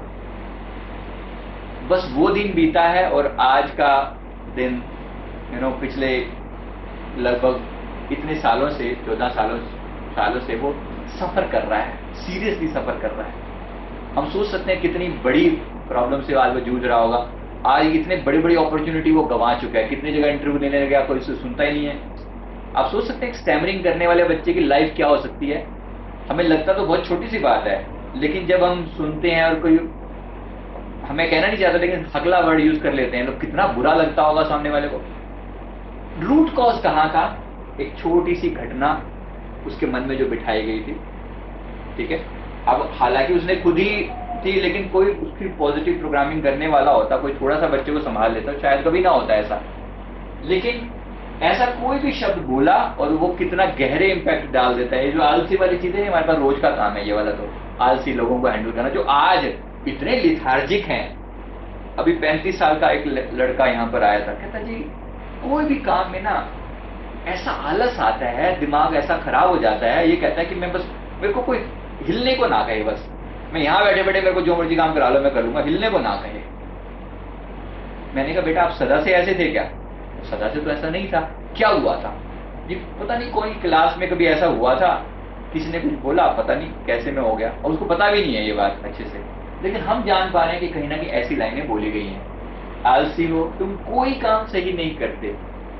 आप सोचिए ये लाइन बोलनी कितनी सिंपल, हम कई बार कह देते हैं। कई बार सपोज बच्चे ने होमवर्क ठीक से नहीं किया, हम उसको जनरलाइज कर देते हैं। हमने बजाय ये कहने की कि तुमने ये काम ठीक से क्यों नहीं किया, हम कई बार जनरलाइज करके कह देते हैं तुम कोई काम ढंग से नहीं करते, now you see the impact of it. कोई काम ढंग से नहीं करते। आपने बोला तो अपनी फ्रस्ट्रेशन निकालने के लिए, लेकिन उस बच्चे के सबकॉन्शियस में एक कमांड की तरह से गया कि तुम कोई काम ढंग से नहीं करोगे। ये लगता बड़ा अजीब सा है, लेकिन मैं इस फील्ड का में इतने टाइम से हूं, तो मैं आपको बता रहा हूं कि एक एक शब्द कितनी सीरियस इम्पैक्ट लेकर आता है लाइफ में। और ये मैं सिर्फ बच्चों के बारे में नहीं कह रहा, हम सबके बारे में भी कहीं ना कहीं ये सीरियसली ट्रू होगा। पता नहीं कितनी जगह पर हमने कोई बड़े डिसीजन लेने की शुरुआत की होगी, लेकिन कहीं ना कहीं इन्हीं नेगेटिव वर्डिंग ने हमारे रास्ता रोक लिया होगा। जरा और समझना, फिर आपको मेरी बात और समझ में आ जाएगी। ये एग्जाम्पल आपने कितनी बार सुना होगा कि तेरे बस का नहीं है। ये कभी हमारे मम्मी पापा ने गलती से नहीं बोल दिया, तेरे बस का नहीं है, क्यों कर रहे हो ये। सोचना इस वर्डिंग का क्या इम्पैक्ट होगा हमारी लाइफ में। तेरे बस का नहीं है। आपको पता है सिलिकॉन वैली में, यानी यूएस में, कैलिफोर्निया में, जितनी सिलिकॉन वैली जिस दो जगह जिसको कहा जाता है, राइट, समझ पा रहे हैं मैं क्या कह रहा हूँ। वहां जितनी कंपनियां हर साल खुल के बंद हो जाती है ना, सिलिकॉन वैली में, कि पूरे यूएस में एक एरिया की बात कर रहा हूँ, उतनी इंडिया में कंपनी की शुरुआत ही नहीं हो पाती। मतलब उतनी स्टार्टअप, इतने बड़े इंडिया में इतनी कंपनी की स्टार्ट ही नहीं हो पाती। हमारी काउंट स्टार्ट होने वाली कंपनीज की जो काउंट है, वहां की बंद होने वाली कंपनीज की काउंट से भी कम है। इसका मतलब समझ पा रहे हैं, हमारे यहाँ एंटरप्रेन्योर्स की कमी है, जो लोग अपनी कंपनियां बना पाए, अपने बड़े बिजनेस खड़े कर पाए, ऐसे लोगों की कमी है। हमें सिर्फ एक स्लेव की तरह एक नौकरी कर लेना एक और बात है, किसी कंपनी में अपनी कंपनी एस्टैब्लिश करना, कुछ नया ब्रांड बना पाना बहुत बड़ी बात है। कहां प्रॉब्लम है? ऐसे किसी बिलीफ के अंदर, ये तेरी बस का नहीं है, you can not do it. अब ये वर्ड समझना, तू नालायक है, यूज कर लेते हैं ये बात, कॉमनली यूज कर लेते हैं कि हमें पता भी नहीं होता। नालायक का लिटरल मीनिंग अगर आप जाएं उसके सबकॉन्शियस के हिसाब से, पता क्या बनता है? You are worthy of nothing. कल को ये बच्चा सुसाइड करने के पॉइंट पर पहुंच जाए ना, तो इसको दोष नहीं देना। वर्दी ऑफ नथिंग का मतलब क्या है? तुम किसी काम के नहीं हो। जो डिप्रेशन वाले लोग होते हैं, उनके मन की फीलिंग क्या होती है कि मैं किसी काम का नहीं, इस दुनिया को मेरी जरूरत नहीं है, बेटर गेट बैक। तो ऐसे तो हमने भी स्कूल में बहुत बार सुना होगा, पर हमने तो उसको लाइटली लेके छोड़ दिया। चांस की बात है, चांस की बात है, ऐसा होता है, ठीक है, लाइटली लेकर छोड़ दिया होगा। इन चीजों के लेकर टीचर जितने अवेयर है पहले, तो उससे बेशक ये बात सही है। तो मैं वही तो कह रहा हूँ ना कि आज हम अवेयरनेस ही तो क्रिएट कर रहे हैं कि कम से कम हम थोड़ा केयरफुल रहें, देखें कि मेरे बच्चे में कोई ऐसा गलत इम्पैक्ट चला तो नहीं गया बाई चांस। सर टीचर क्या पेरेंट्स भी बोल देते हैं, ये दोनों की एक ही बात है। मैं यहाँ पेरेंट टीचर को इकट्ठा रख के सोच के चल रहा हूँ। ये क्लास हम नॉर्मल दोनों के लिए है इस पार्ट में। तो ये बहुत सीरियस मामला है। ऐसे कोई भी चीज को हम कहें तुम बिल्कुल आलसी है या तुम कोई काम ठीक से नहीं कर सकते, तुम मेरी बात ही नहीं सुनते, ये बात सोच के देखना, उसके सबकॉन्शियस को आप कमांड दे रहे हो, आगे से तुम मेरी बात सुनोगे नहीं। अब ये बात बड़ी सिंपल लगती है, लेकिन एक्चुअली अगर सपोज आपने उसके मन में कमांड दे दी ये वाली बात, वो आपकी बात कभी नहीं सुनेगा। वो फिर वो टीचर फिर हमारे पास चले आते हैं काउंसलिंग करवाने के लिए, मेरा बच्चा मेरी बात सुनता ही नहीं है। कहाँ सुनेगा? आप ही ने प्रोग्रामिंग करी है उसकी, आप ही ने उसको बोला था। अब वो अननोइंगली ऐसा कर रहे हैं। ये नहीं कि वो डेफिनेटली कोई बुरा करना चाहते हैं, ऐसा नहीं है, लेकिन अननोइंगली वो कुछ ऐसा बोल जाते हैं जो उसके बिलीफ सिस्टम में जाके बैठ जाता है। ये मत करो। अब ये देखो ना, कोई भी काम के लिए, सपोज बच्चा घर में क्रिकेट खेल रहा है, लेट्स से, अब अच्छी बात तो नहीं है, अभी आप क्या करोगे? ये मत करो। नॉर्मली आप ऐसे बोल दोगे, बेचारे को ये तो बता दो कि अच्छा ये मत करो, ठीक है, तो करो क्या? कुछ तो करो ना वो, क्योंकि उसके बॉडी में इतनी एनर्जी है कि मुझे डू समथिंग। आपने उसको इस काम के लिए रोक दिया, तो बोलना क्या चाहिए? ये मत करो, उसकी बजाय वो कर लो, इसकी बजाय do this thing, do something else. But normally ऐसे पेरेंट बहुत कम होते हैं जो इस तरीके से अल्टरनेटिव देंगे। पेरेंट्स या टीचर दोनों वे में समझ लो, तो उसको अगर रोकें एट द सेम टाइम उसको अल्टरनेटिव भी बताएं। अगर ये मत करो तो क्या करो? तो इसके लिए बहुत केयरफुल अगेन। और तुम कुछ नहीं बन सकते, दिस इज डेंजरस टोटल। तुम कुछ नहीं बन सकते, तुम्हारा कुछ नहीं हो सकता। कई बार हम बोलते हैं गुस्से में आगे किसी को बोल भी देते हैं। अब सोचो ऐसे नॉर्मली अगर तो कोई स्ट्रॉन्ग माइंडेड होगा, सपोज अगर आपने कितनी बातों को इग्नोर किया, हमने कितनी बातों को इग्नोर किया हुआ, बहुत बार हम इग्नोर करते आते हैं। ऐसा नहीं कि हर बच्चा पहली बारी में बात को सीरियसली पकड़ लेता है, लेकिन कभी ना कभी वो किसी ऐसे साइकोलॉजिकल पॉइंट पे बैठा होता है, वो बात बड़ी हर्ट करती है, और जिस समय वो बात हर्ट करिए समझ लो उसके सबकॉन्शियस में उतर गई, और अगर वो सबकॉन्शियस में उतर गई उसकी लाइफ को वो जाकर सीरियसली इम्पैक्ट करने वाली है। अगर ये नेगेटिव वर्ड इम्पैक्ट डाल सकते हैं तो पॉजिटिव भी डाल सकते हैं, राइट? दोनों चीजें अपनी जगह ट्रू है, मन तो वही है। अगर आपको ये बात पता हो कि ये मन को ऐसे बदला जा सकता है तो पॉजिटिव प्रोग्रामिंग भी की जा सकती है, समथिंग लाइक दिस। कभी ऐसे सेंसिटिव मोमेंट में जब बच्चा किसी बहुत सीरियस पॉइंट पर बैठा हुआ है, उसके कान में धीरे से बोल देना, you are a super child. सीधे इम्पैक्ट आपकी लाइफ को, पूरा उस बच्चे की लाइफ को बिल्कुल ड्रामेटिक चेंज ला सकती है एक line, you are a super child. ऐसा हुआ है बहुत लोगों के साथ, बहुत कुछ ऐसा हुआ है जहां एक लाइन ने उसकी जिंदगी बदल दी। You are special, you are different, you are special, you are born winner. तुम्हें जीतने के लिए पैदा हुए हो। अधिकतर जितने भी बड़े टॉप पर पहुंचे हुए साइंटिस्ट हैं ना, इनमें से किसी एक आध लाइन को पकड़ के वो पहुंचे हैं, किसी एक आध लाइन को, राइट? वो सचमुच पैदा उस सारे बहुत बड़े टैलेंट के साथ नहीं हुए थे, ऐसा जरूरी नहीं है, लेकिन कोई एक ऐसा बिलीफ सिस्टम किसी ने डाल दिया जिसने उसकी लाइफ में मेजर चेंज लाया है।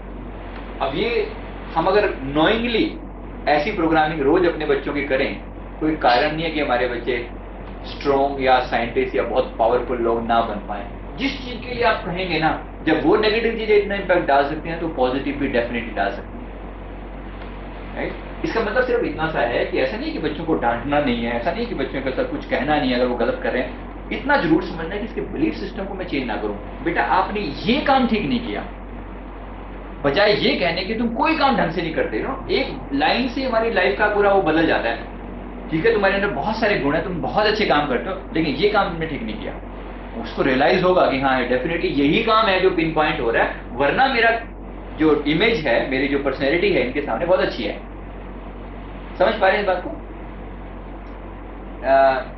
यूजली मेरे पास जो डिप्रेशन वाले पेशेंट आते हैं ना, बच्चे जो खास तौर पे, वो 13 से 16-17 साल की एज वाले सबसे सीरियस होते हैं केसेस, जहाँ मतलब बच्चे ने सुसाइडल अटेम्प्ट भी किए हैं, ऐसी हालत भी रही है, या वो उसकी एजुकेशन का लेवल एकदम डाउन होता चला जा रहा है। पेरेंट्स का सवाल होता है कि कल तक तो बहुत अच्छी परफॉर्मेंस होती थी इसकी, एकदम से जाने क्या हो गया।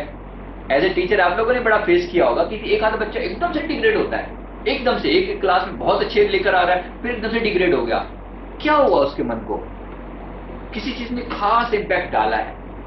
अनफॉर्चुनेटली ना कोई इसको डिग करता, ना खोदता, ना पता लगाने की कोशिश करता कि कोई तो होगा। ना ही हमारे पास ऐसा कोई इतना सिस्टम स्ट्रॉन्ग है, ना कोई ऐसा काउंसलर हमारे पास है, ना कोई हमारे पेरेंट्स को इतनी अवेयरनेस है। उनको लगता है अरे ठीक है सबके साथ होता है, आम बात है, तो हमारे साथ भी बड़ा होता था। अब जाहिर सी बात है जैसे हमारे साथ भी होता था, लेकिन हमारे टाइम में और आज के टाइम में बच्चों के लेवल में कितना फर्क है, बच्चे कितने सेंसिटिव हो गए हैं, राइट? कितना फर्क है। आज हम जिस अपने लेवल की बात करते हैं, बच्चों को देखते हैं, जमीन आसमान का फर्क है उनके लेवल में। तो इसका मतलब है कि आज हमें बच्चों को बहुत हैंडल विद केयर सबके लिए करने की जरूरत है। तो इस तरह के पॉजिटिव प्रोग्रामिंग आप बच्चे की लाइफ को सीरियसली चेंज कर सकते हैं। You are extremely energetic. इस वर्डिंग को आप अपने हिसाब से बना लें, ये मैंने अपने हिसाब से बनाई हुई है। जनरली हम कह सकते हैं बहुत शार्प हो तुम, बहुत शार्प, बहुत स्मार्ट हो, फुर्तीले हो, ऐसा वर्ड आप यूज कर सकते हो उसके लिए।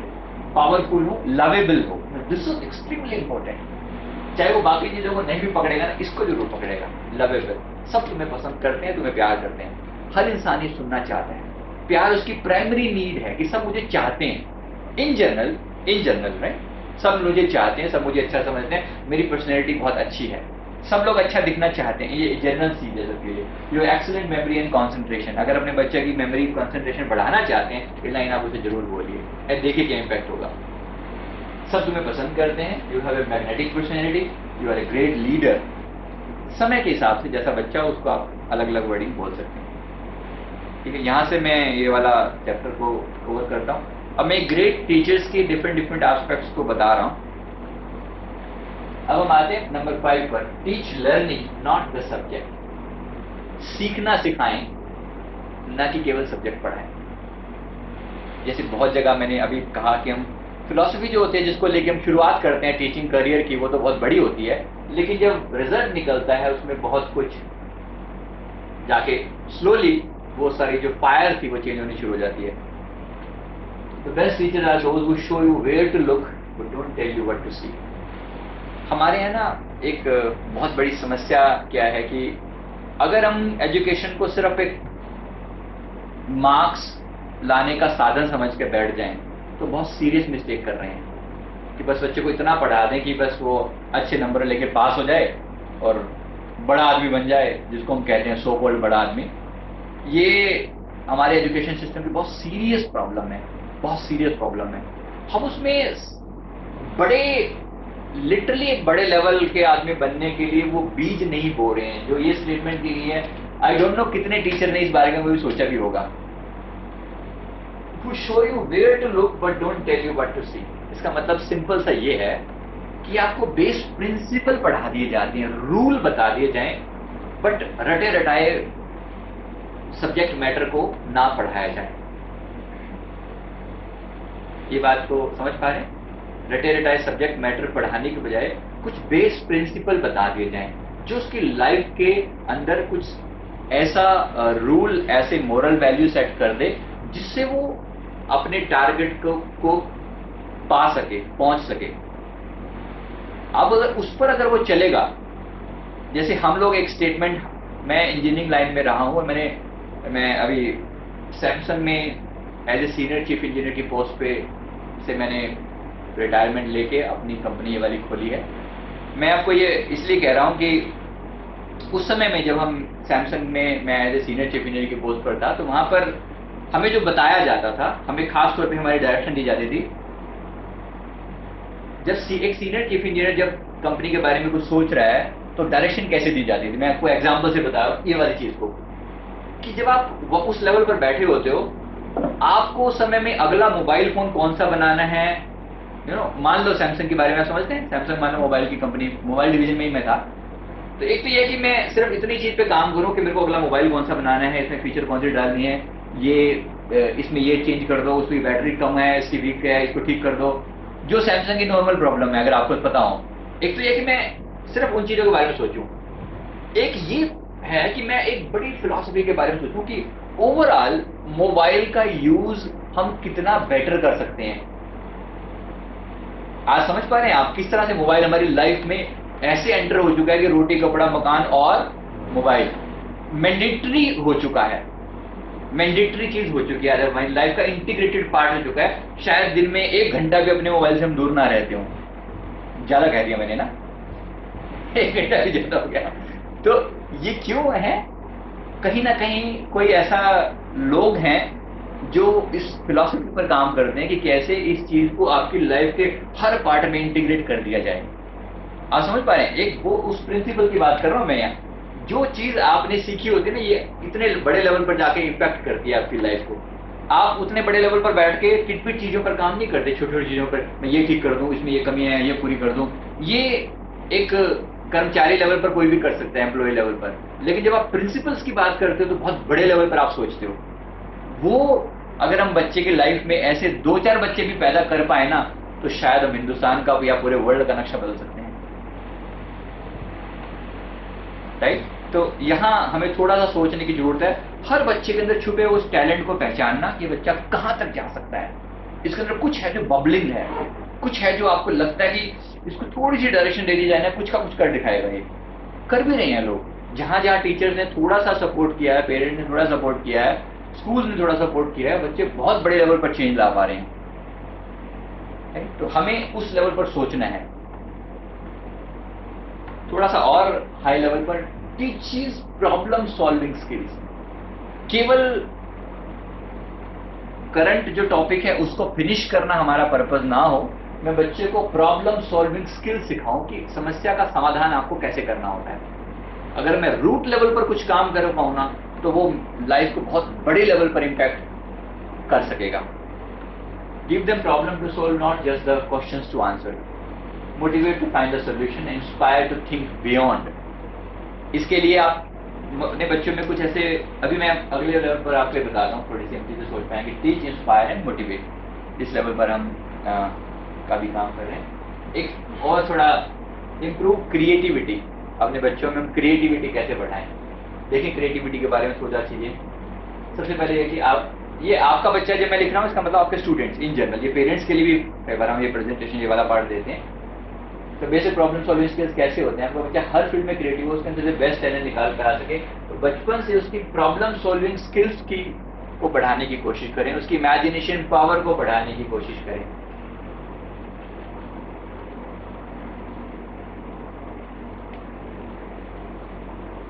इस स्किल से उसका ब्रेन डेवलप होगा और क्रिएटिविटी बढ़ेगी। ये बात आप समझ पा रहे हैं, प्रॉब्लम सॉल्विंग स्किल्स वाली। आपने कभी एक्सप्लिसिटली इस चीज पर काम किया है कि बच्चे की मैं प्रॉब्लम सॉल्विंग स्किल्स कैसे बढ़ाऊं?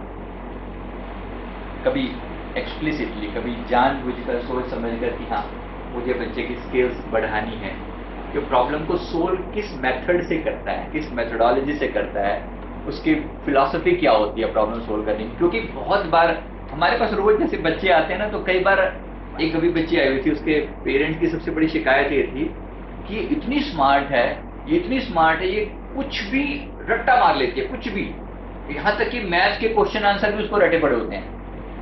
मैथ्स के क्वेश्चन आंसर भी, उसमें जो सम निकालने होते हैं वो भी रटे होते हैं, और वो पता है फिक्स तो है, इसके बाद ये करने पर ये आता था, ये करने पर उसके सबके आंसर भी दिमाग में रटे पड़े होते हैं।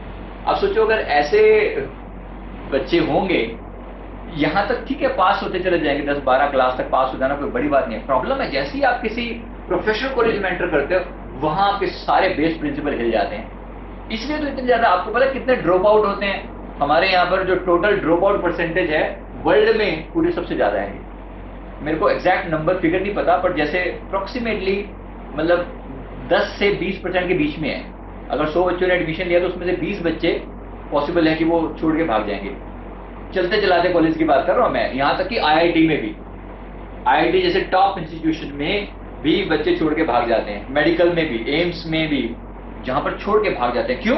क्योंकि कहीं ना कहीं जब वो रियल लाइफ को फेस करते हैं ना, अभी तक वो सिर्फ पास होते हो आ रहे थे, चीजों को धीरे धीरे सोल्व करते चले आ रहे थे। जब वो फर्स्ट टाइम उन्होंने प्रोफेशनल लाइफ को फेस किया ना, वहां जाके उनकी हालत खराब हो जाती है कि ये कुछ और मांग कर रहे हैं और जो पढ़ाया गया था वो बिल्कुल और था। ये जो गैप है ना, ये हमें कहीं ना कहीं इस लेवल से ही फुलफिल करना है।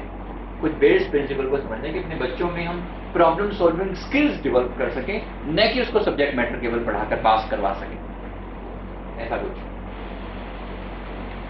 लेफ्ट और राइट ब्रेन के कनेक्शन को इंप्रूव करें। ये आपको मैं भी बताता हूँ इसके बारे में कि कैसे लेफ्ट और राइट ब्रेन का कनेक्शन होता है। आप प्रॉब्ली इस बात को शायद जानते हैं। मैं थोड़ा और इसको, मेरे पास भी एक और इसका एग्जाम्पल है, तो मैं फिर उसमें आपको बताऊंगा कैसे लेफ्ट और राइट ब्रेन। बहुत सारी एक्सरसाइज है हमारी, रादर हमारा ब्रेन का पूरा प्रोसेस जो है ना इसी बात पर है कि हमारे अपने लेफ्ट और राइट हेमिस्फीयर को कितना अच्छा हम कनेक्ट कर पाते हैं। लेकिन मोटे तौर पर आप ये समझ सकते हैं, ऐसी कोई एक्टिविटी बच्चे को करने को है जिसमें दोनों हाथों या दोनों पैरों का अलग अलग इस्तेमाल हो। एक एग्जांपल से आपको मैं करके बताता हूँ। मैं आपको कहूँ आपके राइट हैंड से आप स्क्वायर ड्रॉ करो, ओके, लेफ्ट हैंड से आप एक सर्कल ड्रॉ करो। अभी दोनों चीजें एक साथ करो, करके देखो, can you do it? See, is it easy? कर पा रहे हैं? दोनों तरफ स्क्वायर बनता है, बहुत फर्क है। एक बार इस राइट हैंड को राइट रोटेट करो ऐसे, लेफ्ट हैंड को रिवर्स रोटेट करो, रिवर्स करो, और दोनों को एक साथ करो, करके देखो। See, with practice you can do it, but it's actually ये क्या हो रहा है, ये हमें लेफ्ट और राइट हेमिस्फीयर को इंडिपेंडेंट सोचने के लिए बोल रहा हूँ। 3 Idiot मूवी देखी है किसी ने? उसमें वो जो स्कूल के जो प्रोफेसर थे, वो एक हाथ से कुछ और ड्रॉ कर रहे हैं, एक हाथ से कुछ और ड्रॉ कर रहे हैं। कहने को वो इसी प्रिंसिपल को बता रहे हैं, ये वाली चीज को थोड़ा समझने के लिए केवल। Draw an apple and orange with both hands on both. 3 Idiot movie के अंदर जैसा था वो, एक हाथ से एप्पल और एक हाथ से ऑरेंज, मतलब डिफरेंट चीजें दोनों हाथों से ड्रॉ कर रहे हैं। ये बेस प्रिंसिपल, बेस चीज है कि मैं अपने, क्योंकि होता क्या है नॉर्मली मैं अपने राइट हैंड को हम इतना स्ट्रॉन्ग बना लेते हैं, कभी जरूरत ही नहीं पड़ती लेफ्ट हैंड का यूज करने की। थोड़े टाइम बाद लेफ्ट हैंड अपने आप वीक होता चला जाता है। एक्चुअली सिर्फ हैंड वीक नहीं हो रहा, ब्रेन का वो हिस्सा, राइट हिस्सा बेकार होता चला जा रहा है। ये बात आपको समझ में आती है? तो पूरा आपको पता है ना, ब्रेन का जो लेफ्ट हेमिस्फीयर है वो हमारे शरीर के राइट पार्ट को कंट्रोल करता है। और ब्रेन का जो राइट हिस्सा है वो लेफ्ट पार्ट को कंट्रोल करता है। नॉर्मली क्योंकि हम अपने लेफ्ट ब्रेन का इस्तेमाल ज्यादा करते हैं, लेफ्ट ब्रेन मतलब लॉजिकल ब्रेन, और इसीलिए हमारा ब्रेन का राइट हिस्सा नॉर्मली लोगों का, नॉर्मली राइट हैंड उनका स्ट्रॉन्ग रहेगा, लेकिन कंपैरेटिवली जो लेफ्ट हैंड है वो कितना वीक हो जाएगा आप समझ नहीं पाएंगे। तो उससे इंपैक्ट क्या होगा, थोड़े टाइम बाद आपके बहुत सारे फंक्शन यानी राइट ब्रेन के फंक्शन जीरो होने शुरू हो जाएंगे। जैसे एग्जांपल से आप और मैं जिस स्टेज में भी बैठे हैं, मैं आपको राइट ब्रेन का यूज करने को बोलता हूं। एक बार आंखें बंद करके इमेजिन करें, ऑरेंज इमेजिन करें, क्लियर ऑरेंज आ रहा है, क्लियर ऑरेंज दिखाई पड़ रहा है, ओके। अब इस ऑरेंज के अंदर वायलेट कलर फील कर दें, वायलेट कलर का orange, let me see how many people can see that, violet colour का ऑरेंज।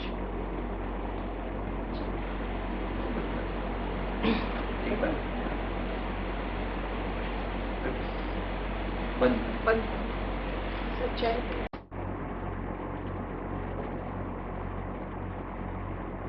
यहाँ हम बात कर रहे थे प्रॉब्लम सॉल्विंग स्किल्स बढ़ाने के लिए, बेटर करने के लिए।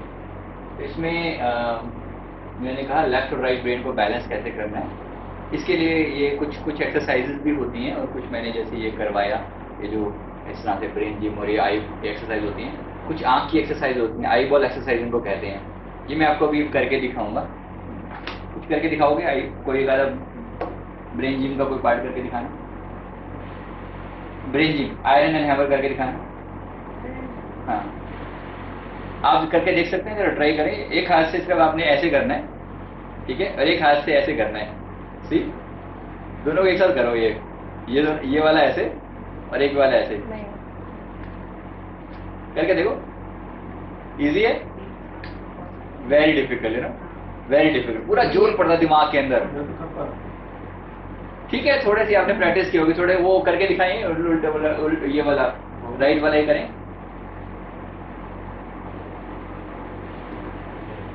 ये बहुत टफ होता है, नहीं कर पाते। ये कर सकते हैं, देखो ये राइट हैंड रोटेट कर रहा है क्लॉकवाइज ऐसे, और ये एंटी क्लॉक रोटेट कर रहा है, दोनों चीजें एक साथ अगर करनी हो आपको, बहुत दिमाग लगता है, बहुत दिमाग लगता है, तो अच्छा खासा। ये बस यही है कि हम कभी यूज करें ना इस चीज का, तो राइट ब्रेन वाला हमारा ज्यादा एक्टिव हो पाएगा। साथ में 5W and 1H, इसको नहीं कभी भूलना। ये कॉम्बिनेशन है, आप सभी जानते हैं इसका मतलब क्या होता है। मतलब 5W का मतलब कोई भी चीज के बारे में, what, who, when, where and why, ये 5 चीजें हमें याद रहें। और फाइनली H इज हाउ। ये 5 चीजें हम ये कहते हैं, मतलब ये 6 चीजें 5W + 1H, ये कॉम्बिनेशन 6 साथी आपकी क्रिएटिविटी बढ़ाने के लिए हैं। They are your companions to improve your creativity. Okay, तो ये हम कोशिश करेंगे ऐसा अपने बच्चों में ये इंस्टिल करेंगे, ये चीज़ उसमें बढ़ाने की कोशिश करेंगे, ज़्यादा से ज़्यादा वो अपनी क्रिएटिविटी पर काम करें। और आप उनको ये सवाल पूछें, जब भी आप भी उनसे बात करें तो हमेशा इस टर्म में बात करें, who, what, when, where and why and how. फिर लॉजिकल चॉइस करने का मौका दें। जैसा मैंने कहा कि रटी रटाई चीज़ों को करने के बजाय कुछ भी ऐसा जिसमें दिमाग लगे अच्छे से, कोई पजल सोल्व करने को बोलें, वो टाइम अपना लगा सके। ओपन एंडेड क्वेश्चन पूछें ज़्यादा से ज़्यादा। ओपन एंडेड क्वेश्चन कुछ ऐसे जो नॉर्मल रूटीन से अलग हों, ये क्रिएटिविटी बढ़ाने के लिए होते हैं। कैसे होते हैं open ended question? What will happen if something is done, let's say, ऐसा कोई भी open ended question. Suppose we all start flying, तो क्या होगा? ओपन एंडेड क्वेश्चन पूछो, बहुत कुछ निकल के आएगा। मैं ये नहीं कह रहा हूँ उसे ये जवाब एक्सपेक्ट कर रहे हैं या वो करना है, ये जरूरी नहीं है। जरूरी है बच्चे के दिमाग को मौका दिया जाए कि कुछ बियॉन्ड सोच पाए। Suppose we all start flying. अभी आपको पता हो शायद नासा ने मार्स पर रहने के लिए बस्ती बनाने का, वहां पर जगह बनाने का डिसीजन लिया है। उसमें उसने वर्ल्ड के कुछ 100 लोगों का चुनाव किया वर्ल्ड में ओवरऑल, जिसमें से 2 इंडियन सेलेक्ट हुए हैं, ठीक है। और उसमें उन 2 इंडियंस में उन्होंने क्या देखा, जो उनका सिलेक्शन क्राइटेरिया था वो ये था कि ये लोग कितने क्रिएटिव थिंकर हैं। उनको ये सवाल दिया गया कि आपके पास ऑक्सीजन नहीं है, ठीक है, आपके पास ऑक्सीजन नहीं है, आपके पास लिमिटेड एटमॉस्फेयर मौजूद है, आपकी ग्रेविटी का लेवल यहाँ से 1/6 है। इस एटमॉस्फेयर में आपको रहने के लिए बस्ती बनानी है। कैसे डिजाइन करोगे? लगाओ अपने फंडामेंटल। आपका अपना घर बनाना है, आपको हॉस्पिटल बनाने हैं। सपोज ऐसी सिचुएशन आती है, अब जब इतनी बड़ी बात सोचेंगे, दिमाग चाहिए ना उसके लिए अच्छा खासा, क्रिएटिविटी चाहिए उसके लिए। केवल आप फिक्स पैटर्न पे नहीं जा सकते, राइट? आप फिक्स पैटर्न पे नहीं सोच सकते। ये मार्स की बात हो रही है, ये इस धरती की बात ही नहीं हो रही है, ये इंडिया या पाकिस्तान या अमेरिका या ऑस्ट्रेलिया की बात नहीं हो रही है, ये मार्स की बात हो रही है। तो मार्स पे जो बंदे की क्रिएटिविटी होगी वो सोचेगा विद इन सर्टेन कंस्ट्रेंट्स। उसको नया नया लोगों ने ऐसे ऐसे डिजाइन बना कर दिए, आप देखेंगे तो हैरान रह जाएंगे। नेट पे सर्च करना इसके बारे में, right? Living places in Mars नाम से गूगल करना, आपको पता लगेगा कैसे कैसे डिजाइन लोगों ने बनाए हैं। मिरेकलस, मतलब इतना मजा आता है देख देख के कि लोग कितने क्रिएटिव लोग मौजूद हैं दुनिया में, राइट? तो ये ऐसी ही चीजें। What would happen if we start living on Mars? What would happen if we have wings to fly? What would happen if we all have to live in the water, for example? सबको पानी के नीचे रहना पड़े, क्या करेंगे, क्या होगा? तो ऐसा कुछ। What do you think about? I wonder. In why? In what way? Tell me about this. What do you do? ऐसे ऐसे ओपन एंडेड क्वेश्चन पूछें, फिक्स क्वेश्चन जिनका आंसर फिक्स ना हो, राइट? नॉर्मली हम फिक्स आंसर पूछते हैं और वो बता देते हैं और खुश हो जाते हैं, सोचते हैं हाँ हाँ ठीक है ठीक है, ओके, क्लैपिंग, गुड। बट वहाँ क्लैपिंग नहीं हो रही है, यहाँ कुछ और है। इसका कोई भी आंसर परफेक्ट नहीं है। कोई जरूरी नहीं कि कोई ये आंसर ठीक है वो आंसर ठीक है, सारे आंसर ठीक हो सकते हैं, सारे गलत भी हो सकते हैं। So this is creativity. तो बच्चों में क्रिएटिविटी जगाने की कोशिश करें, फिक्स पैटर्न बढ़ाने की बजाय। और डिफरेंट स्टाइल, बच्चे को कोई खास काम नॉर्मल अंदाज में ना करते, किसी डिफरेंट अंदाज में करने को ही, और डिफरेंट स्टाइल आप बच्चे से पूछिए। कुछ भी हो सकता है वो, जैसे मैं आपसे कहूं कि आपको एक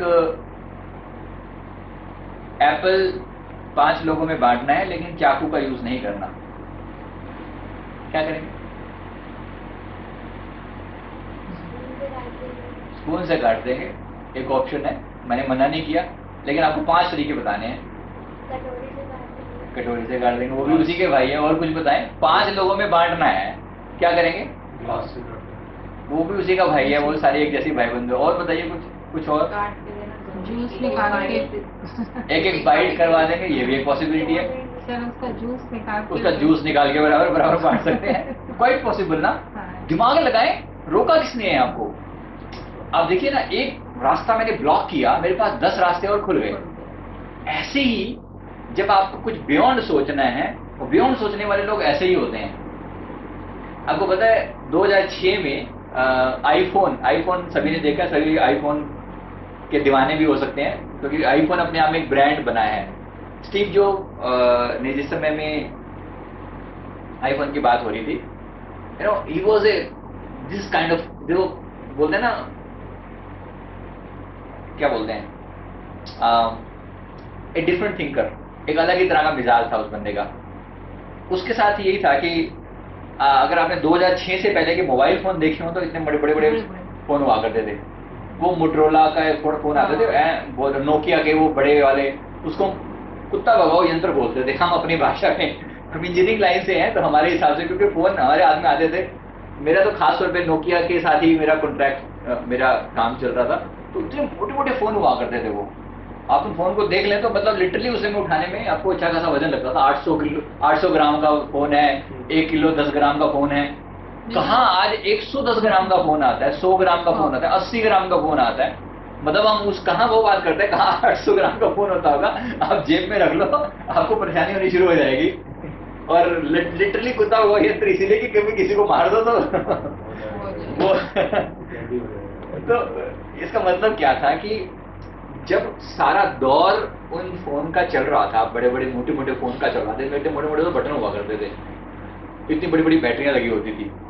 क्योंकि उसका बेस क्या था, पहले वो आर्मी पर बेस थे। आर्मी को बड़े फोन चाहिए क्योंकि उनको कम्युनिकेशन बहुत दूर तक करना होता है, उनका पर्पस बिल्कुल डिफरेंट था। बट जब सेम डिजाइन एक नॉर्मल लोगों के लिए उतारा गया तो वो लोग सोच नहीं पाए। शुरू शुरू में उन्होंने वैसे ही चीजें लाके रख दी। वो आर्मी के ही मोबाइल होते थे जो एक्चुअली उन्होंने नॉर्मल सिटीजन के लिए लगाए। लेकिन स्टीव जॉब जो था वो बिल्कुल डिफरेंट स्टाइल वाला, वो बैठ कर ना ऐसी अपनी रात को अपने गैराज के अंदर बैठ जाता था, सोच रहा कुछ डिफरेंट, ये सब बकवास नहीं करनी। अगली आपकी कंपनी का ब्रांड क्या होगा, नेक्स्ट फोन क्या करने वाले हो आप, तो मोटोरोला ने ये कर दिया, नोकिया ने ये कर दिया, ये हो गया, ऐसे बड़ी बड़ी बातें चलती थी। Then he was the guy who used to think in a different way. मैं कुछ ऐसा करूंगा जो आज तक किसी ने नहीं किया, मैं कुछ ऐसा touch screen, first time the guy who was thinking about touch screen phone, कुछ ऐसा होगा जिसपे बटन की जरूरत ही नहीं होगी। ओह माय गुडनेस, कैसे वो डिजाइन होगा, कैसे लोग उसके बारे में सोच पाएंगे। एक बिल्कुल अलग ही अप्रोच, एक अलग ही माइंडसेट, जैसे मतलब ऐसा दिमाग है जो आमतौर पे होता ही नहीं है बिल्कुल उसका। तो फाइनली, हालांकि उसका डिजाइन आते होते काफी लेट हो गया था, आईफोन फर्स्ट जब लॉन्च किया गया था तो काफी लेट हो गया, उसमें बहुत सारी कमियां भी थी, बट स्टिल आईफोन ने जो रास्ता निकाला, अगर उस समय में ये फोन लॉन्च ना हुआ होता तो आज भी हम इतने मोटे मोटे फोन लेकर बैठे होते। समझ पा रहे हैं इस बात को? वो एक बंदे की सोच, सिर्फ एक बंदे की, उसने सारी कंपनी एक तरफ और वो उस एक बंदे का दिमाग एक तरफ, जो कंपनी का मालिक है, जो फाउंडर है, वो कह रहा है मुझे नहीं चाहिए, मुझे तो करना है तो मुझे टच स्क्रीन निकालना है। टच स्क्रीन की हजार अल्टरनेटिव की कंपनी ने बना के दिखा, हमने सारे फोड़ के फेंक दिए, मुझे टच स्क्रीन फोन निकालना है, टच स्क्रीन निकालना है। बड़ी मेहनत की गई, फाइनली आज हम देख पा रहे हैं टच स्क्रीन, इतने हाई लेवल के टच स्क्रीन फोन अवेलेबल हैं। अगर उसने नया दिमाग ना लगाया तो लिटरली आज हम वहीं बैठे होते। This is the difference that some people make in the history.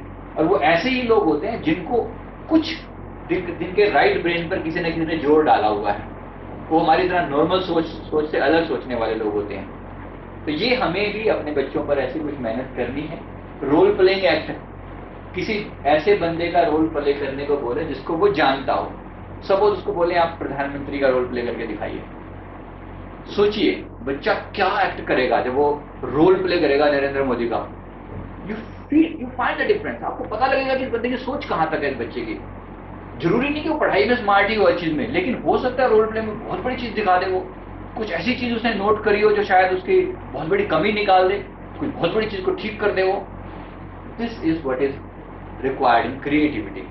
ऐसा ही कुछ स्टोरी टेलिंग गेम, कोई फेक स्टोरी की शुरुआत करें और फ्री छोड़ दें और बच्चे को पूरा करने के लिए बोलें, ऐसा ही कुछ ना। इसके बाद आती है लीडरशिप क्वालिटी डेवलप करना बच्चे में। जैसे क्रिएटिविटी कहा, क्रिएटिविटी एक एस्पेक्ट है। अब लीडरशिप का मतलब है अपनी बात को खड़े होकर स्ट्रांगली बोल पाना। क्रिएटिविटी अपने माइंड को एक्सपेंड करना, लीडरशिप अपनी बात को समझा पाना, किसी को कम्युनिकेट कर पाना। अब यहाँ पर हम बहुत ज्यादा, शायद हमारे देश में तो इस चीज पर कोई जोर नहीं है, इसलिए आज हम लीडर्स के लिए तरसते हैं, इसलिए हमारे पास एक स्ट्रॉन्ग लीडर नहीं होते। तो ये स्पून फीडिंग ना करें, ज्यादा से ज्यादा हमारी कोशिश हो कि बच्चा अगर से हम कुछ भी पूछते हैं या आप कुछ सवाल करते हो, वहां से कुछ आता है या वो आपसे कुछ सवाल करता है, तो हम कई बार ना बात को समझाने के लिए बहुत ईजी बनाने की कोशिश करते हैं चीजों को, कि क्वेश्चन को बिल्कुल लास्ट लेवल तक हमने समझा दिया, बस वो थोड़ा सा करेगा तो वो क्लियर हो जाएगा। तो वो इजी वाला वे नहीं कर रहा, इजी वाला वे ना करके उसको डिफिकल्ट वाले वे में जाने दें। ये लीडरशिप क्वालिटी डेवलप करने के तरीके होते हैं। उसको चैलेंज दें, बड़ी से बड़ी चीज़ों के लिए चैलेंज दें, आप ये कर सकते हो। जैसे कोई भी चीज़ों का अगर जिसने जल्दी गिवअप कर दिया तो वो बहुत अच्छा लीडर नहीं बन सकता। तो पेशेंस डेवलप करने के बारे में बोलें, बच्चे को ज़्यादा से ज़्यादा अप्रिशिएट कर पाएँ। ये सारी लीडरशिप क्वालिटी डेवलप करने के लिए उसको अपने अपने डिसीजन के लिए रिस्पॉन्सिबिलिटी लेना सिखाएंगे। ठीक है, बच्चे के कम्युनिकेशन स्किल्स को बेटर करने की कोशिश करें। जैसे किसी खास इवेंट को डिस्क्राइब करने को करें और कैसे शब्दों का इस्तेमाल वो करता है, इस बात पर आप देखें उसको कम्युनिकेशन स्किल के बारे में। नेगोशिएशन स्किल्स देखें, किसी बात के कारण अपने बच्चे से ना बहस करके देखिए, नेगोशिएट करिए किसी भी चीज़ के लिए, आपको पता लगेगा कितना अच्छा लीडर बन सकता है ये। कैसे आप बातों में वो आपको नेगोशिएट करता है। जैसे स्टूडेंट टीचर रोल और टीचर स्टूडेंट, उसको कहो कि तुम टीचर और मैं स्टूडेंट हूँ, and you see the difference. वो कैसे आपके साथ आपको कुछ डिफरेंट चीज़ें करके दिखाएगा। कुछ फ्रेंडलीनेस, यानी दो अनजान बच्चों से दोस्ती करना। आपने देखा होगा बहुत सारे बच्चे इतने दब्बू हो जाते हैं, चाहे वो घर में बहुत कुछ जानते भी होंगे लेकिन क्लासरूम में बोल नहीं पाते। ऐसे बच्चों की ग्रोथ जो है ना बहुत कम हो पाती है। और ऐसे लोग फाइनली बहुत अच्छे लीडर नहीं बन पाते। तो एज ए टीचर हमारे फर्ज बनता है कि हम कुछ ऐसे बच्चों के लिए, कुछ उनको खोलने के लिए, उनके दिमाग को कुछ कर पाएँ। तो ये लीडरशिप स्किल है। अप्रिशिएट करना, दूसरे बच्चों को अप्रिशिएट करना सिखाएं, क्योंकि बहुत सारे बच्चे ना केवल अपने ही आप में कंबाइंड रहते हैं, कन्फाइंड रहते हैं, वो बियॉन्ड नहीं जा पाते। तो आप किसी दूसरे बच्चे के बारे में ये चीजें उससे पूछ सकते हैं।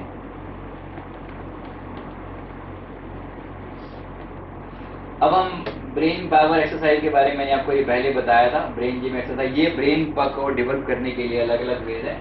ब्रेन जिम के बारे में मैंने पहले बता दिया, इसमें मैं वीडियो भी आपको दिखा दूंगा अभी। लेफ्ट राइट ब्रेन का वर्कआउट, ऐसी बहुत सारी टेक्निक्स होती हैं जो आपको ब्रेन के, ये जैसे ये देखिए, सपोज इतनी छोटी सी चीज है, आपको दिखने में ऐसी लगेगी सिंपल सी चीज है।